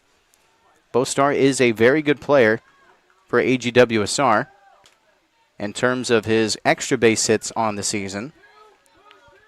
Bo Starr does have 18 RBIs. He does not maybe have as many extra base hits as you might think. He does have just the 5 doubles, on the season. That is going to be a wild pitch on the first pitch thrown. That will score a run on Bo Star's at bat.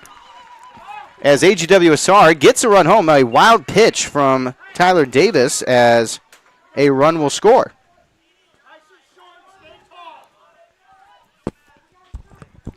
So a bit of a mistake there, a little bit of a shocker after the first pitch. That's called for ball one as well, as you might imagine. 7-2 is now your score. Runners on second and third. A heavy swing that time from Bo Star. Got a piece of it, called for foul ball as it's back behind home plate. Bo Star, been a longtime athlete of AGWSR. In his senior, well, already finished his senior year, already graduated from AGWSR. Very big basketball player as well, one of the top players for a while. Started, I believe, all 4 years for AGWSR in basketball. Has played a great amount of baseball. Bo Star, he'll knock this over into right field. Diving attempt, it's caught from the right fielder. That's a terrific grab in right field from Ankeny Christian. That is right fielder of Anthony Abbas, as he makes the diving play over into right field, and that might have just saved this game from getting into AGWSR's grasp. That was a terrific catch and a diving grab, as Bo Star will ultimately fly out. As just the one run will score in this inning, but it is up to a 7-2 lead for Ankeny Christian. Just the one base hit and the wild pitch was able to score the run for AGWSR. They end up leaving 2 on over on second and third. Decent inning for AGWSR, but terrific defense from Ankeny Christian. A diving grab into right field to save most likely at least one run, maybe 2 runs to come home after Bo Star was trying to knock in that into shallow right field. This will bring up Ankeny Christian's 3-4-5 batting order. They'll have Davis, Butler, and Herbal. They'll have their guaranteed at-bats. Short break, back after this here on Radio on the Go Sports on YouTube. A wound that won't heal can slow your life down, but you don't have to face it alone. At Hanson Family Hospital's Wound Care Center, our specialized team of skilled clinicians provides the medical expertise needed to support the body's healing process, limit health complications, and speed up recovery time for non-healing wounds. With personalized treatment plans and compassionate care, we're focused on helping you heal and get back to what matters most. Call 641-323-2060 to schedule an appointment in Iowa Falls. Hanson Family Hospital is healthcare you can count on.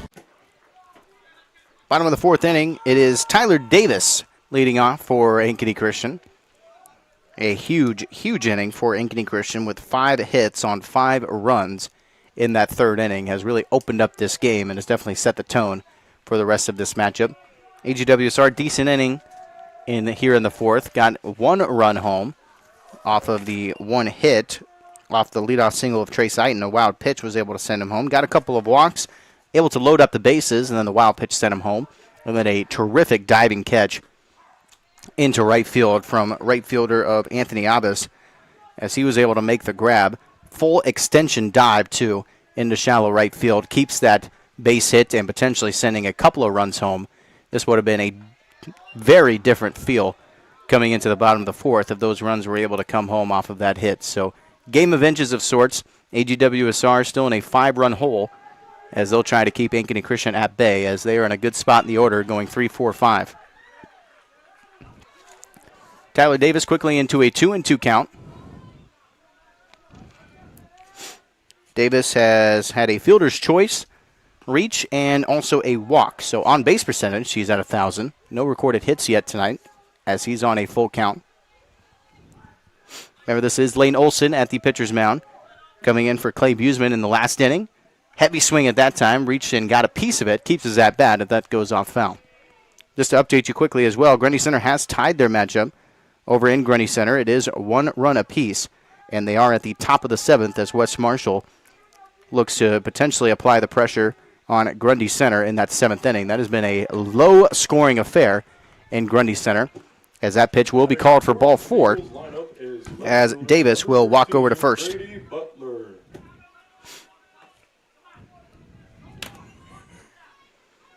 As Butler up to bat, the left fielder, he had the 2 RBI single in his last AB.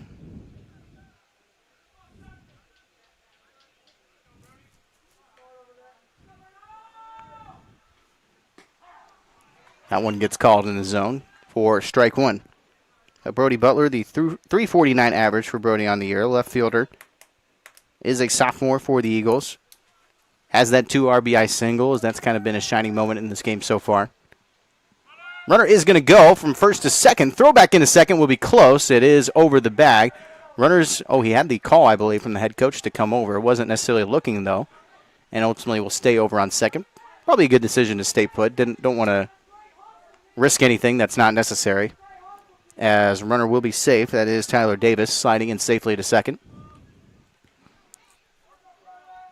Gets a call as well. We'll see if potentially Davis has any potential of stealing over to third base. Not common, obviously. We did see it earlier in this game. This one will be popped up into left field. That's a nice catch, and we'll keep the runner honest over at second.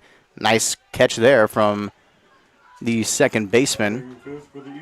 I believe that's actually, that is Trace Heighton still, yes.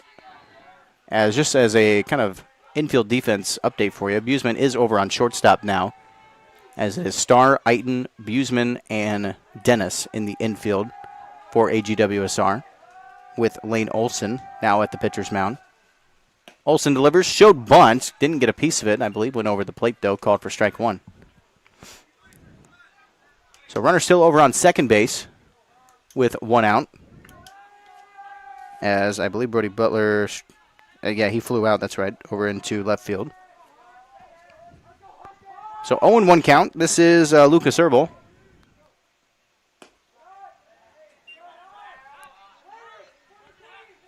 Count is quickly up to a 1-1. He showed the bunt as well in the last inning, as I believe it was back-to-back bunts from Herbal and Crosby, able to gain themselves on base. So a lot of speed here to Herbal's game. 2-1 count.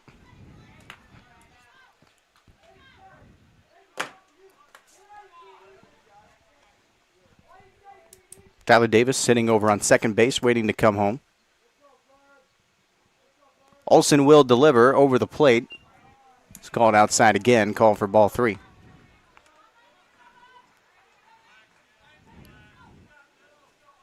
Looks like West Marshall ends up scoreless in the top of the 7th, so Grundy Center will have a chance to potentially walk off tonight in their district final, as it's tied up 1 run apiece over in Grundy Center. So Grundy Center back against the wall, looking to potentially walk off over in Grundy Center tonight, trying to advance to the Substate Championship game.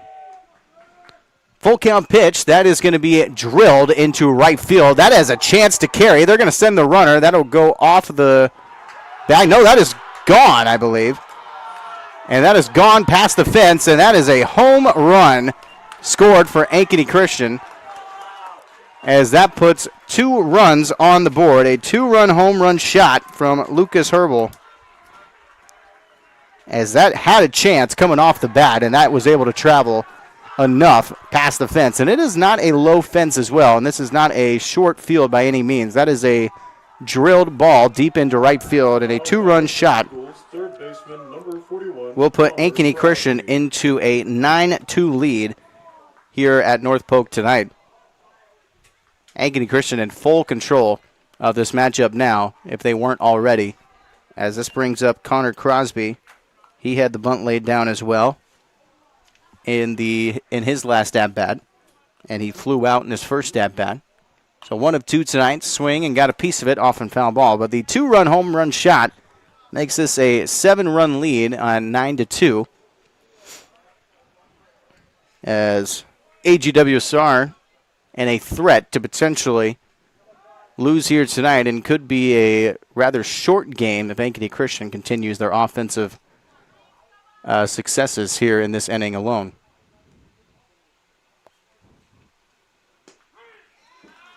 Nice pitch. That one's in the zone for strike 3, as caught looking was Crosby. Up to bat, the first base. So Crosby will strike out. This will bring up Tyson Fincham. He advanced on the fielder's choice, and he is also struck out. So 9-2 game. Lane Olson on the mound. He'll deliver. That's called outside and low for ball one.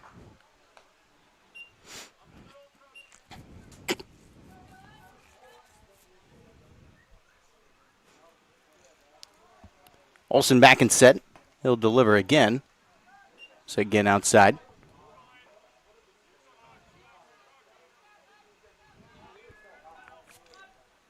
Waiting on deck is Lucas Erickson, waiting to see if he'll get a potential at bat. That time it's in the zone for strike one.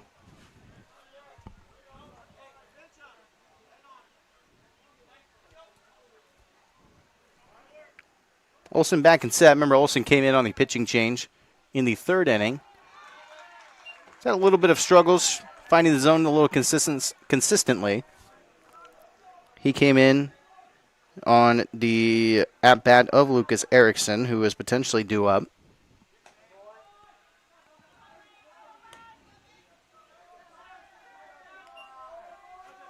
His count is up and full. It is a 3-2 count. Olson delivers as that is called for ball four. And Tyson Fincham will take his base. The Eagles line up the shortstop, number 2, Lucas Erickson. I'll bring up Lucas Erickson for his third at-bat of the night. Erickson has a base hit and a walk, so has gotten on base both times tonight.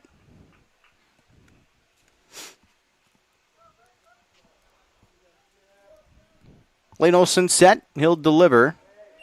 Let's call it outside for ball one. Remember, we also are streaming live Grundy Center's district championship matchup. They are currently tied at 1 apiece in the bottom of the 7th, as Grundy Center looking to potentially walk off with a victory here tonight. 2-0 count.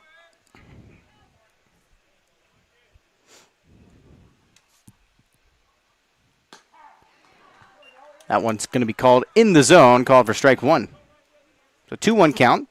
And just to update you as well, it is going to be going to extra innings for Grundy Center, as it will be tied up 1 apiece. Throw back over to first here. He slides back in safely. But extra innings are coming up for Grundy Center and West Marshall. Top of the 8th. For West Marshall, it is still 1 apiece, as that's streaming live as well over on Radio on the Go Sports on YouTube. Runner's going to go from first over to second. This one's popped up into foul territory. Third baseman of Dennis tries to get under it, and he will, and he'll make the grab, and that is the third out.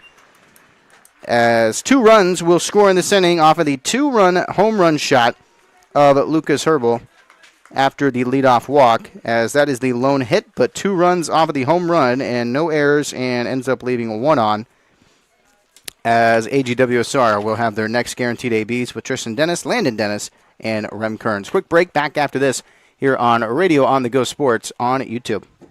A wound that won't heal can slow your life down, but you don't have to.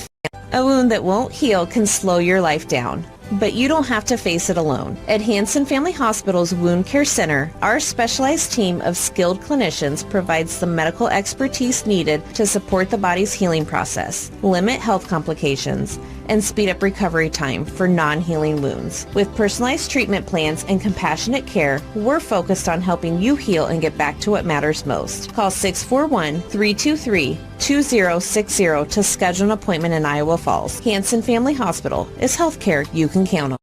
Navigating mortgages can be very complex. Start your journey with the lending team at GNB Bank. We're committed to getting you to your next home. We offer both fixed rate and adjustable rate mortgages to fit your specific needs. Our experienced lenders help guide you through the process. You can make payments or receive customer service at your local GMB Bank office. Whatever your dream home looks like, we'll point you in the right direction at GNB Bank.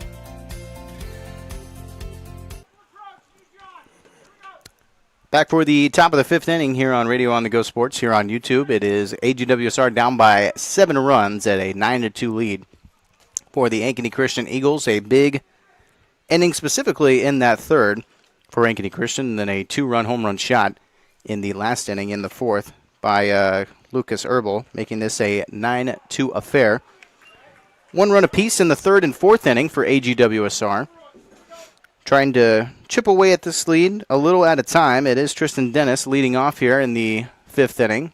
Dennis will lay this one down. It goes off and fouled towards the third base line on an 0-2 count.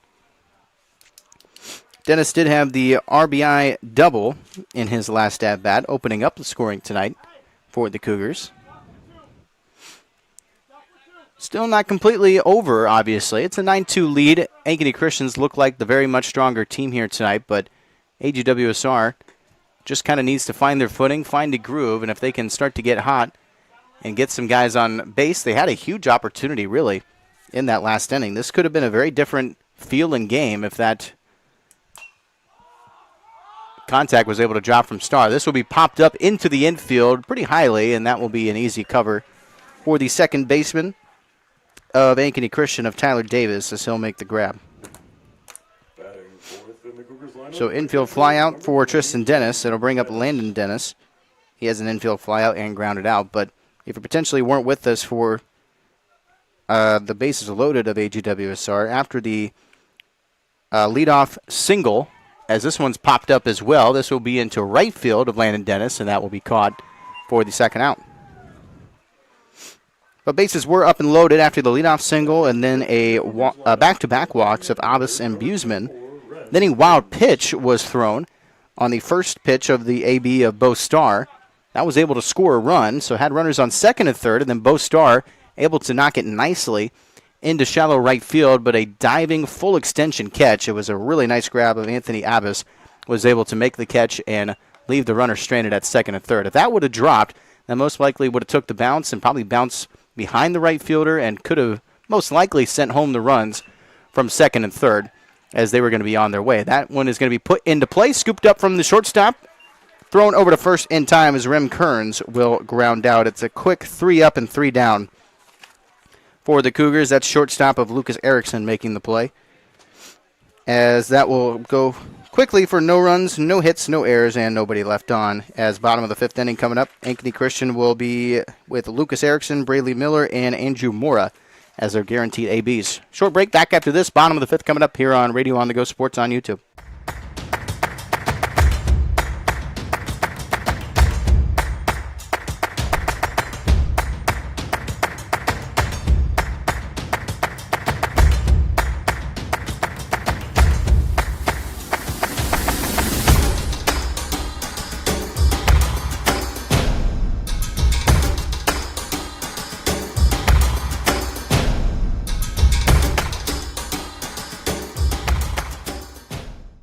All Hanson Family Hospital clinics are now scheduling athletic sports physicals for middle, high school, and college students. This special is $38 for middle and high school students and $80 for college students if paid day of service. This special is not filed with insurance, and payment must be at time of service to receive the discounted price. It does not include immunizations or any other services. Call your provider today to avoid the end of summer rush. Hanson Family Hospital and Clinics is healthcare you can count on.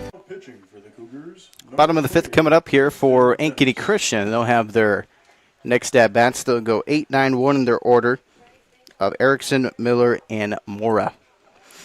Do have a pitching change here for AGWSR. This is Tristan Dennis. He'll get his first pitches tonight.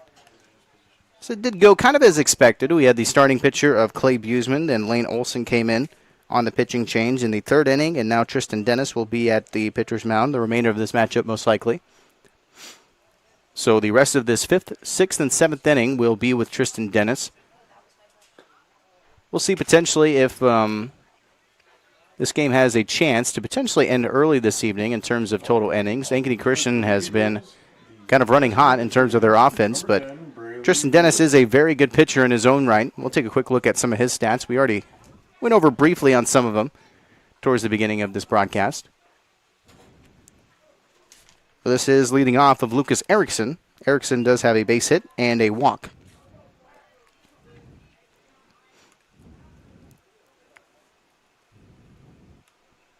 First pitch was called outside for ball one. 1-0 delivery. That time in the zone for strike one. Tristan Dennis, another senior leader on this team. Second in total pitch count was 709. Has a batting average against of 178. This is 1-1 pitch. Will be called in the zone. HWR's fans, a little groan there, didn't necessarily agree. 1-2 delivery. Good take that time from Erickson. Is called for ball 2. Dennis with a 178 batting average against, an ERA, an earned run average of 2.81. That's called outside for ball 3. So up to a full count.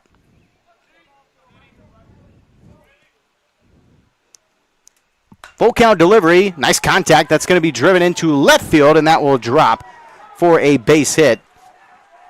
And a leadoff single here for Lucas Erickson, as Ankeny Christian is going to be set up nicely for the top of the order, as Braley Miller will get himself an at-bat, rounding out the bottom of the order at the 9 spot.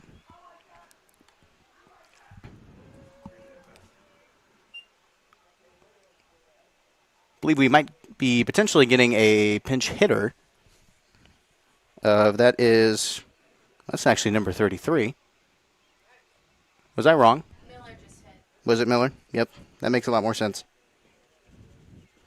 So Braley Miller was actually due up to bat. Apologies about not marking down Erickson's last AB. But Braley Miller does get himself the base hit, as this will bring up Andrew Mora. Number 15, Maddox Curtis, as number 33, Andrew Mora. Maddox Curtis is going to be pinch running over on first base, so apologies about that. It is Braley Miller with the at-bat, as it will bring up Andrew Mora. So it does set up the top of the order really nicely.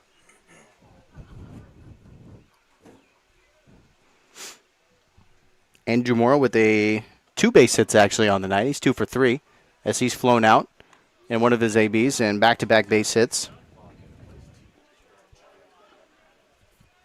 As remember, Grundy Center in extra innings tonight. Grundy Center still tied up with West Marshall as they are in the bottom of the 8th inning, as they are potentially looking to walk off tonight in a district championship victory over West Marshall. 2 of our local area teams of West Marshall and Grundy Center. We will follow either one of those teams. Whichever one does happen to win tonight, we will follow them into the Substate Championship game going into next week. 1-2 count.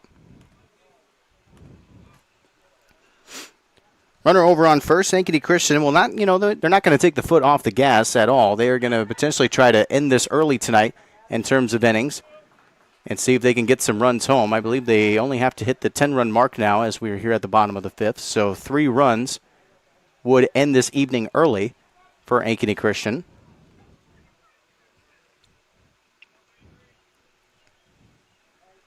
Two and 2 count. That'll be short of the plate. So it'll take a slight bounce call for ball 3.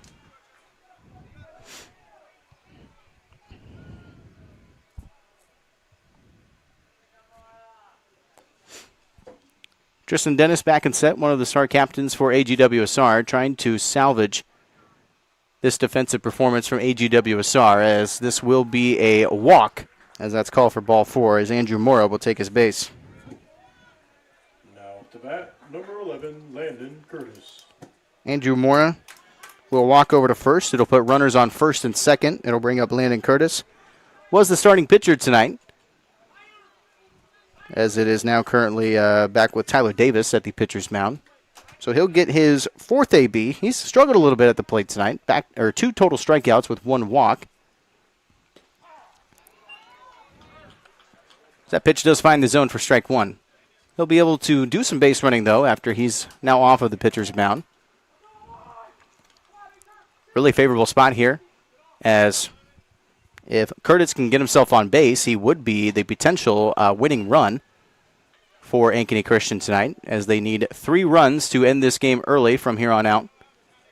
If AGWSR keeps themselves at 2 runs going forward into the 6th inning specifically.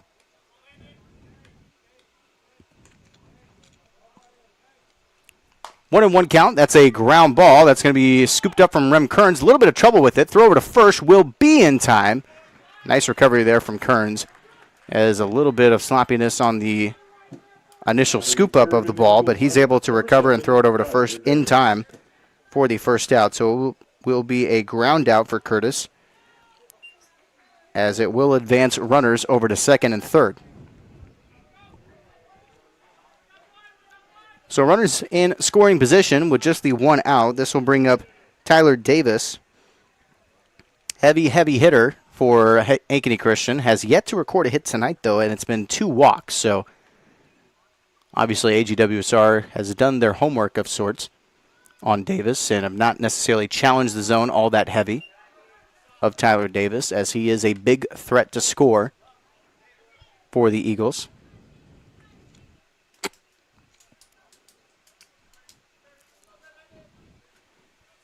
Takes that first pitch. It does go for ball 1. 1-0 delivery here from Dennis. That's in the zone that time for strike 1.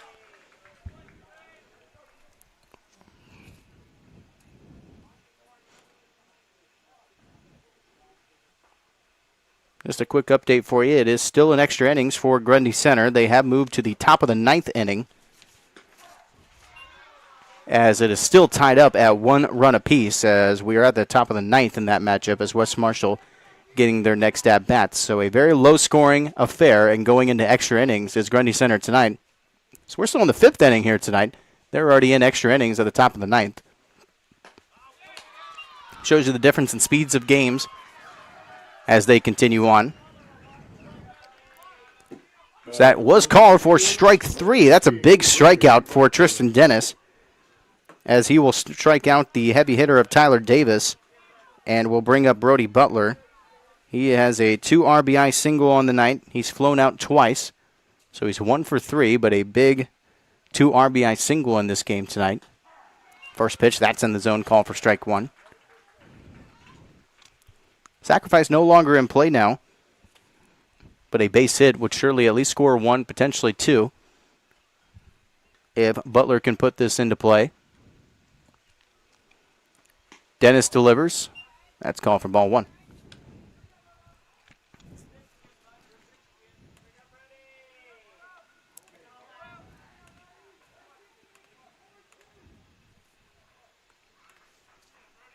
One and one count as Dennis is back in set.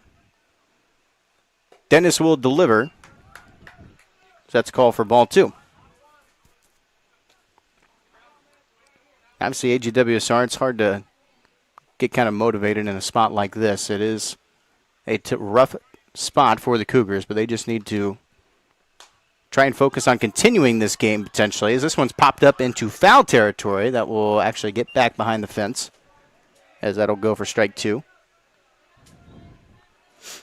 But all AGWSR can do is try to continue this game into the 6th inning. Remember, if 3 runs score here in this 5th, it will be ball game, and the Eagles will win here tonight.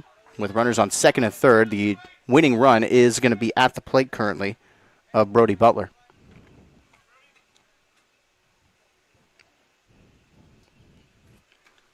Two and 2 delivery. That'll be called high for ball 3.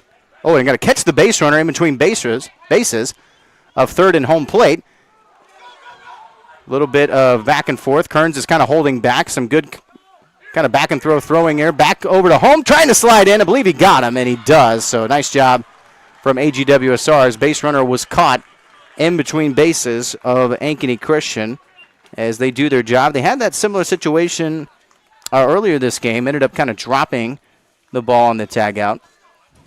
But this time it does tag out the runner of Maddox Curtis, the 8th grader, the pinch runner, as that will retire the 5th inning. So this inning will go for no runs off of 1 hit, no errors, and ends up leaving 2 on. 1 hit in the bottom of the 5th with no runs, 2 runners left on base. The score remains Eagles 9. As it will be 9-2 coming in to the top of the 6th inning. It'll go for Trace Eiton, Carl Hoosier, and Lane Olson due up for the Cougars. Back after this here on Radio on the Go Sports on YouTube. Navigating mortgages can be very complex. Start your journey with the lending team at GNB Bank.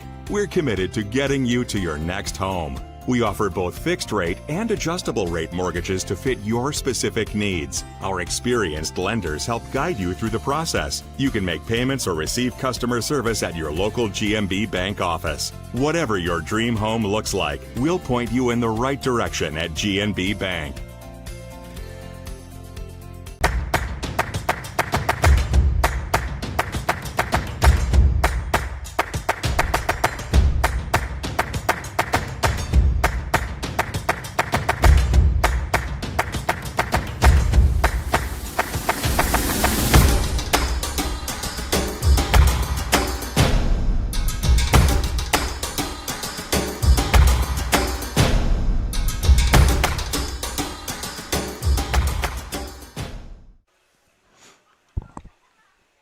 Top of the sixth inning coming up here for AGWSR. They'll get their next at-bats. I believe they'll go 6, 7, and 8 in the order of Eiten, Hoosier, and Olson.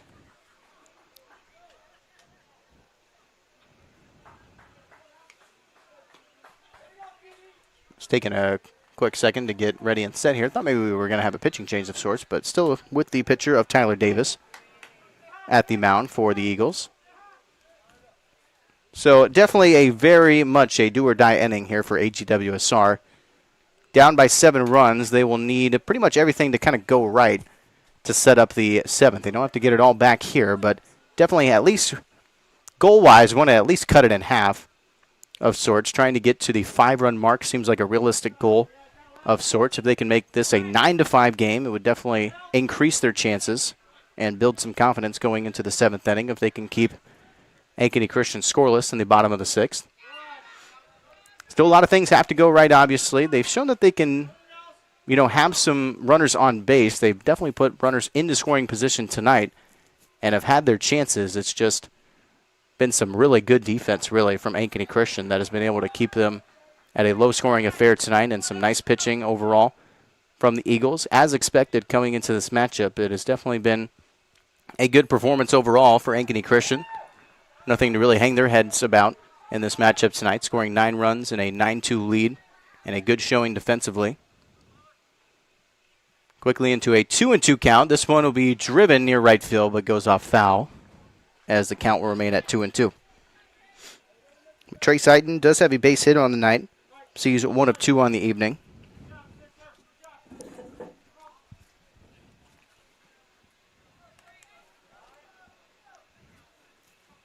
Just kind of updating you on Grundy Center West Marshall as this one is put in down the third baseline and goes off foul. Nice attempt there from Trace Eiten, but West Marshall in a big spot right now. They got runners on second and third in the top of the 9th inning. As you heard me correctly, it is in the 9th inning. Extra innings for Grundy Center and West Marshall tonight as the Trojans are threatening to score. Andy Jennings currently with you for that matchup, as that's also streaming live here on Radio On The Go Sports on YouTube.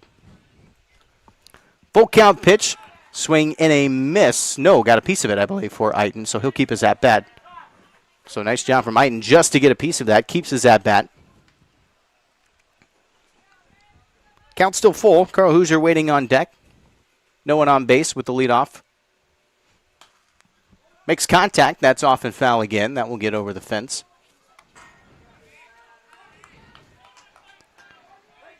So long at bat here for Trace Eiten. Steadily making contact. Trying to get things started off right. Definitely would love to get the leadoff hitter on base any way they can. Full count pitch again. Puts this into play. That'll be a tough one for the second baseman. That's a nice infield defensive play, though, from the second baseman of Tyler Davis, as he will reach that glove down low, and he'll be able to stop in his tracks, set his feet, and throw over to first in time for the first out. So leadoff of Trace Eiten will end up being a ground out to the second baseman. He's made some really good plays tonight, too. That's Tyler Davis over on second base. He's had some really nice infield defensive plays. As it is a 0-1 count. This is Carl Hoosier, the center fielder. He has walked and struck out in his game tonight. 0-1 delivery. That one is in the zone. I believe swing and a miss for strike 2. So quickly into an 0-2 count. Hoosier very desperately needing to get on base. Hoosier's going to make some solid contact. It is going to be popped up into center field, and it will be caught from the center fielder for the second out. So Hoosier will fly out to center field. It will bring up Lane Olson. It was the starting shortstop. He made the switch over to the pitcher's mound and is now, I believe, over in right field tonight in terms of the defensive formation for AGWSR. So he's moved a little bit around defensively. Obviously 2 up and 2 down, not the ideal way to start off this 6th inning. A lot of runs to make up as Ankeny Christian will again be at a threat to end this game early into 6th innings if they can find 3 runs potentially if it remains 9-2.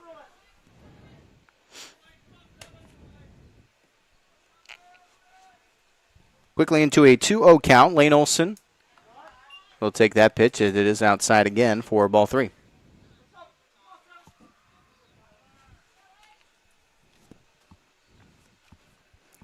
Tyler Davis at the mound. He'll get back and set. 3-0 count. Delivery, and it is short of the plate, I believe. It gets called for ball 4. So a walk for Lane Olson. Puts a runner on base. And it'll bring up Brady Abbas. Number 13, Brady Abbas. Abbas has walked and struck out as well in his 2 at-bats tonight. That has been the first 2 at-bats for 7, 8, and 9 in the order of Hoosier, Olson, and Abbas. They have all had a walk and a strikeout in their first 2 at-bats. First pitch delivery takes that first pitch. It's called outside for ball 1. Has a runner on first now after the walk of Lane Olson. Brady Abbas trying to set back up the top of the order of Clay Buseman.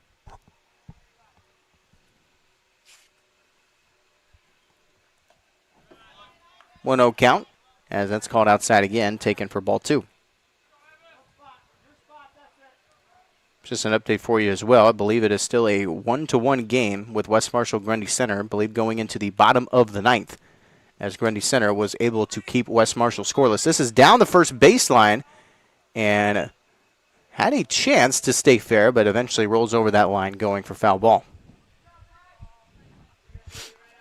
But I believe West Marshall did have runners on second and third at one point, but Grundy Center defensively keeps those runners stranded, as Grundy Center will have another chance at the bottom of the 9th to walk off with the victory at home tonight in their district championship matchup. 2-1 delivery is again called outside for ball 3.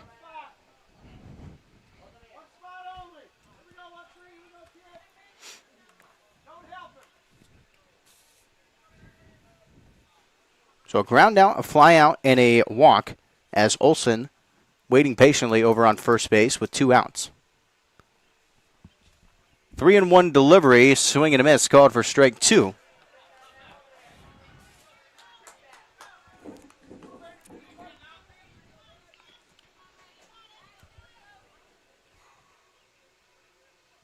Tyler Davis back in set. He'll deliver the full count. That's in the zone, called for strike 3 as Tyler Davis catches Brady Abbas looking. So a ground out, fly out, a walk, and a strikeout will leave the score at 9-2 as this goes for no hits on no runs, no errors, and 1 left on.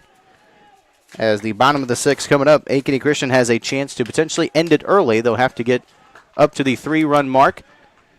It will have to be a 12-2 ending if they want to end it here in this 6th inning. They'll have due up of Brody Butler, Lucas Herbal, and Connor Crosby. Short break back after this. Bottom of the 6th coming up here on Radio on the Go Sports on YouTube. A wound that won't heal can slow your life down, but you don't have to face it alone. At Hanson Family Hospital's Wound Care Center, our specialized team of skilled clinicians provides the medical expertise needed to support the body's healing process, limit health complications, and speed up recovery time for non-healing wounds. With personalized treatment plans and compassionate care, we're focused on helping you heal and get back to what matters most. Call 641-323-2060 to schedule an appointment in Iowa Falls. Hanson Family Hospital is healthcare you can count on. Bottom of the 6th coming up here for Ankeny Christian. They'll have their next at-bats. They'll go 4, 5, 6 in their order. Again, a big thank you to our sponsors here tonight of GMB Bank, Hanson Family Hospital, and Ellsworth Community College, making this broadcast possible to you. Here for some AGWSR postseason baseball. It's been a good run for the postseason of the Cougars. It's not quite over yet, but it's definitely not looking in the favor of the Cougars, I will say that. It is a 9-2 affair going into the bottom of the 6th. AGWSR will have their potential last chances and last at-bats at the top of the 7th inning, unless Ankeny Christian could potentially end it early here in the bottom of the 6th. It would have to be 3 runs. That might be a nice start. That's a line drive, though, right into center field, and that will be caught from the center fielder. I believe that is batting 5th in the Eagles lineup, number 8. That is Carl Hoosier out in center field. He will make the grab. So Brody Butler on the leadoff will have a line out into center field. This will bring up Lucas Herbel. He had the 2-run home run shot in the 4th inning. He lays that one down. I believe it was a bunt attempt, and it does get scooped up, thrown over to first in time. So a quick 2 up and 2 down. That'll bring up Connor Crosby. Connor Crosby. You know, Ankeny Christian not necessarily too pressed about ending it early here in this 6th inning. It was a good attempt there. It was a direct line out, though, to center field. Obviously, you can't dictate what's exactly going to happen, but Ankeny Christian not exactly, dropping any sweat of sorts about scoring any runs in this inning. They feel pretty confident going into the top of the 7th. Just finding the 3 outs and trying to end this matchup in a full 7 innings. That will not be a problem for the Eagles if it goes that route, especially with 2 up and 2 down. Connor Crosby on a 0-1 count. Swing and a miss, call for strike 2.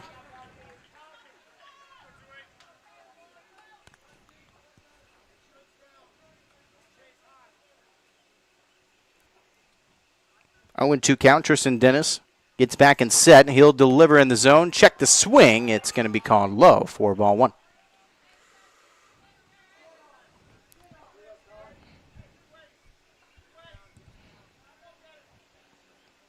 One and 2 count. Dennis back and set. He'll deliver. That one is dropped from the catcher. It is outside, though, for ball 2. So count at 2 and 2. AGWSR just trying to keep this a scoreless inning to give themselves at least somewhat of a chance going into the top of the 7th, which will be their last chance to tie or potentially take the lead in that 7th inning. It's up to a full count. Dennis back and set. He'll deliver. That is called low for ball 4. So Connor Crosby will get himself on base with a 4-3 count, or 4-2 count, excuse me. The Eagles lineup, number 4, Tyson Fincham. So Tyson Fincham, he'll head to the plate for his 4th at-bat of the night, of course. This will be, well, he is still looking for his first base hit. He has a walk, a fielder's choice, and a strikeout on the evening. Throw back over to first, tagging up in time and back safe. So back-to-back outs from the line out and a bunt that ended up grounding out over to first. And now the walk of Crosby brings up Tyson Fincham.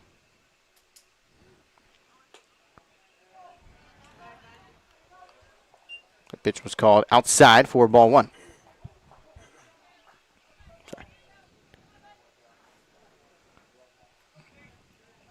So 1-0 count with 2 down. Dennis had the delivery. He got a piece of that. It does get called back behind home plate as it took a bounce back into fair territory, but ultimately foul ball. So count at 1-1. Just checking in on Grundy Center's matchup for you. And you might have guessed it. They're into the 10th inning. They cannot find a victor there tonight in Grundy Center, as they are tied up still at 1 run apiece. Pitch that time called for ball 2. So West Marshall and Grundy Center, those are 2 very, very good teams. 2 of our local area teams that we follow pretty closely, obviously here in the KDAO area.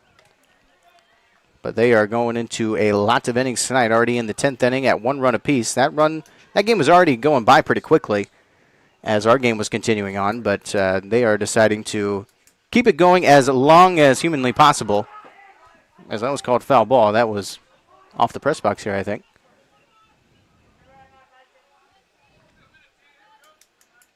But they are at the top of the 10th, so West Marshall has their at-bats currently up and seeing if they can apply some pressure on at Grundy Center.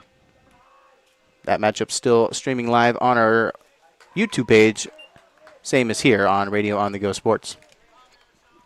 That will go for ball 4, so that will be another walk. The Eagles lineup, the shortstop, number 2, Lucas Erickson. So bring up Lucas Erickson. Does have a base hit on the night. This also has a walk as well, as Erickson could potentially be the game-winning run tonight, as he has runners now on first and second after back-to-back walks. So after a quick 2 up and 2 down, it looked like this inning was maybe going to go short for Ankeny Christian's offense. They quickly put 2 runners on base with 2 walks, so the potential game-winning run of Lucas Erickson is at the plate, as they could end it early here tonight in the 6th inning.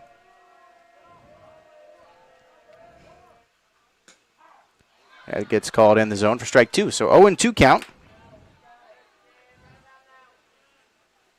As Andy has been updating me a couple of times over text, but he does not know I'm actually watching the live stream along with him as well, so there's no need. But I appreciate the gesture. Throw over to third. That'll be in time. That'll be the out. Or no, it's called a balk, actually, I believe, right? Yeah, they call it a balk. So thrown over to third base. Was in time, but actually they call a balk on Tristan Dennis. So runners will advance over to second and third. So a tough break there for Tristan Dennis. Runners are now in scoring position on second and third. As he was kind of in his motion, the runner went over from second, but he does commit the balk. But it will be called for strike 3 on that pitch of Lucas Erickson's at bat, as he will strike out. So ultimately, it does go for no runs on no hits, no errors, and leaves 2 on, as it is still 9-2 going into the top of the 7th. This is the last chance for AGWSR. They must tie or take the lead to keep this game going. They will have the top of the order. It will be Clay Buseman, Bo Starr, and Tristan Dennis. They'll have their guaranteed ABs back after this for the top of the 7th here on Radio on the Go Sports on YouTube.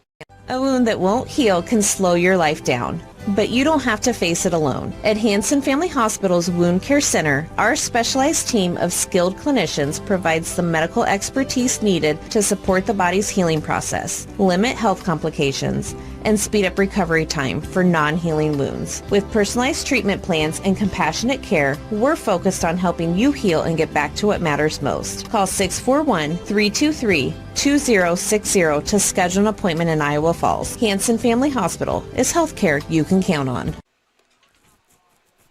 It is the top of the 7th inning here tonight here at North Polk's campus. This is definitely one of the nicer campuses that you'll see here in the state of Iowa. It's definitely a very heavy venue. It is not technically the home, obviously, of Ankeny Christian, as they are Ankeny Christian. They are not North Polk, but they do rent out this baseball diamond here at North Polk for their home venues. So that serves as the home field tonight here for the Ankeny Christian Eagles.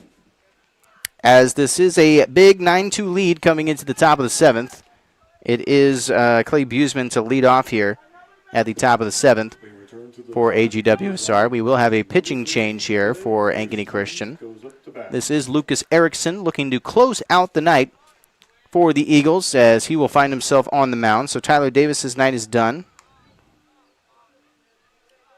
So we'll see what Lucas Erickson can provide, as he will look to close out the night. Lucas Erickson, he has a 6-1 overall record. This is his 15th total game played at the pitcher's mound. He has a batting average against him 1.37, a ERA, earned run average of 2.65. His pitch count is 508 on the season as a total. I believe it is the 3rd highest overall on the team. So similar to AGWSR in terms of their bullpen, kind of use their top 3 pitchers. Total tonight as Erickson looks to close out this evening on a 1-1 count quickly. Remember, this is Clay Buseman. AGWSR must tie or take the lead to keep this game going tonight. Makes contact. That's driven deep into center field. Nice track down from the center fielder, though. That outfield defense has been really, really good tonight. And a nice catch. Not a full extension dive, but definitely a great grab into center field. The Clay Buseman will eventually fly out. That was center fielder of Lucas Herbal. He's had the home run and now a great grab into center field for the first out. That will bring up Bo Starr as the fly out to center field to lead off. 2 outs away, Ankeny Christian will be on their way to the Substate Final, as they will take on the victor of St Ansgar and North Butler. We'll see if we can potentially get a result for you on that matchup. See if Bound potentially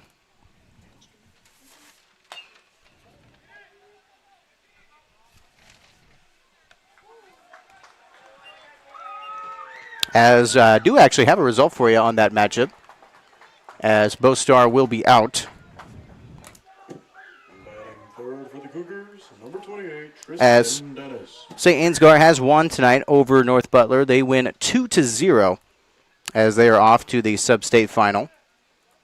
St Ansgar will be awaiting the victor here tonight, and Ankeny Christian is now just 1 out away from meeting St Ansgar in that Substate Final.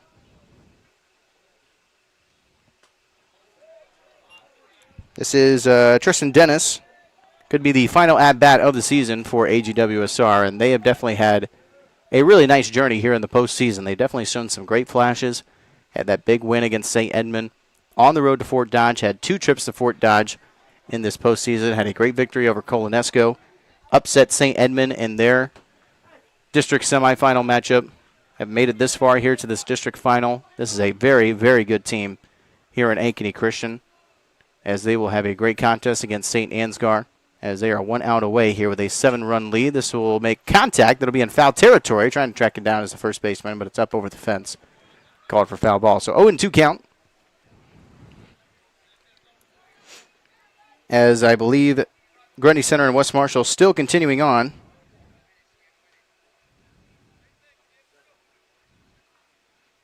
As they are in extra innings right now. Takes that pitch. It is called for ball 1. See if we can find another update for you for that matchup tonight. I believe they're going into the bottom of the 10th. I'll see if I can potentially see a potential score for you, if West Marshall was able to get on the board or not. Pitch is called outside for ball 2.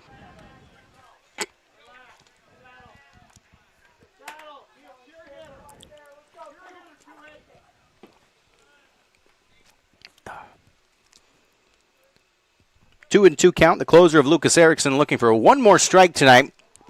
Swing and just got a piece of it. Goes off and foul back behind home plate. This count will remain at 2-2.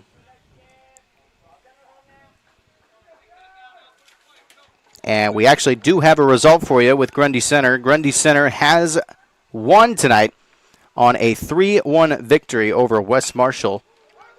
As that is going to be popped up into center field. It will be caught for the final out, as Ankeny Christian does win here tonight here in North Polk as they advance off to the Substate Final. A big congratulations to the Eagles of Ankeny Christian, as they will win here tonight, and they will face St. Ansgar next week in the Substate Finals. We'll take a short break. We'll be back to wrap it all up for you here from North Polk here on Radio on the Go Sports on YouTube. The location is yet to be decided.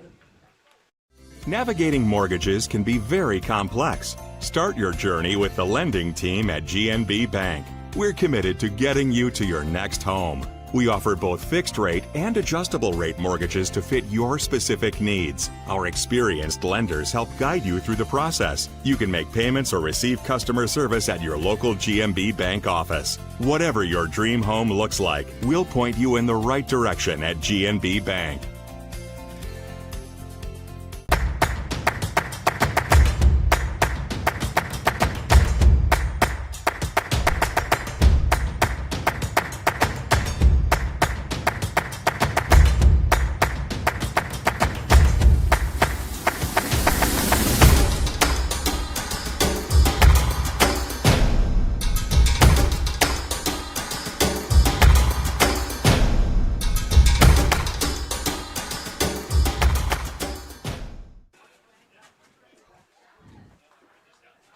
Welcome back here to Radio on the Go Sports here on YouTube. It is a 9-2 victory here for Ankeny Christian tonight, as Grundy Center has walked off in the bottom of the 10th tonight. It was Pete Lebo with the walk-off home run for Grundy Center, as I believe they were in the ghost runner aspect of extra innings, putting a runner over on second, as Pete Lebo knocks it deep into right field, and a walk-off victory for the Spartans over West Marshall tonight. What a terrific game for Grundy Center and West Marshall, as the two local area teams we follow all season. Congrats to West Marshall on a great year, and here tonight, congrats to AGWSR on a terrific postseason run. They had the great victory over St. Edmunds. They had a nice victory over Colonesco, both up in Fort Dodge. They make the trip up here to North Polk, and a beautiful kind of campus and facility here tonight, as Ankeny Christian does get the big victory here this evening, as they advance on to the Substate Final. They will take on St Ansgar. Whoever wins that, of course, is off to the state tournament.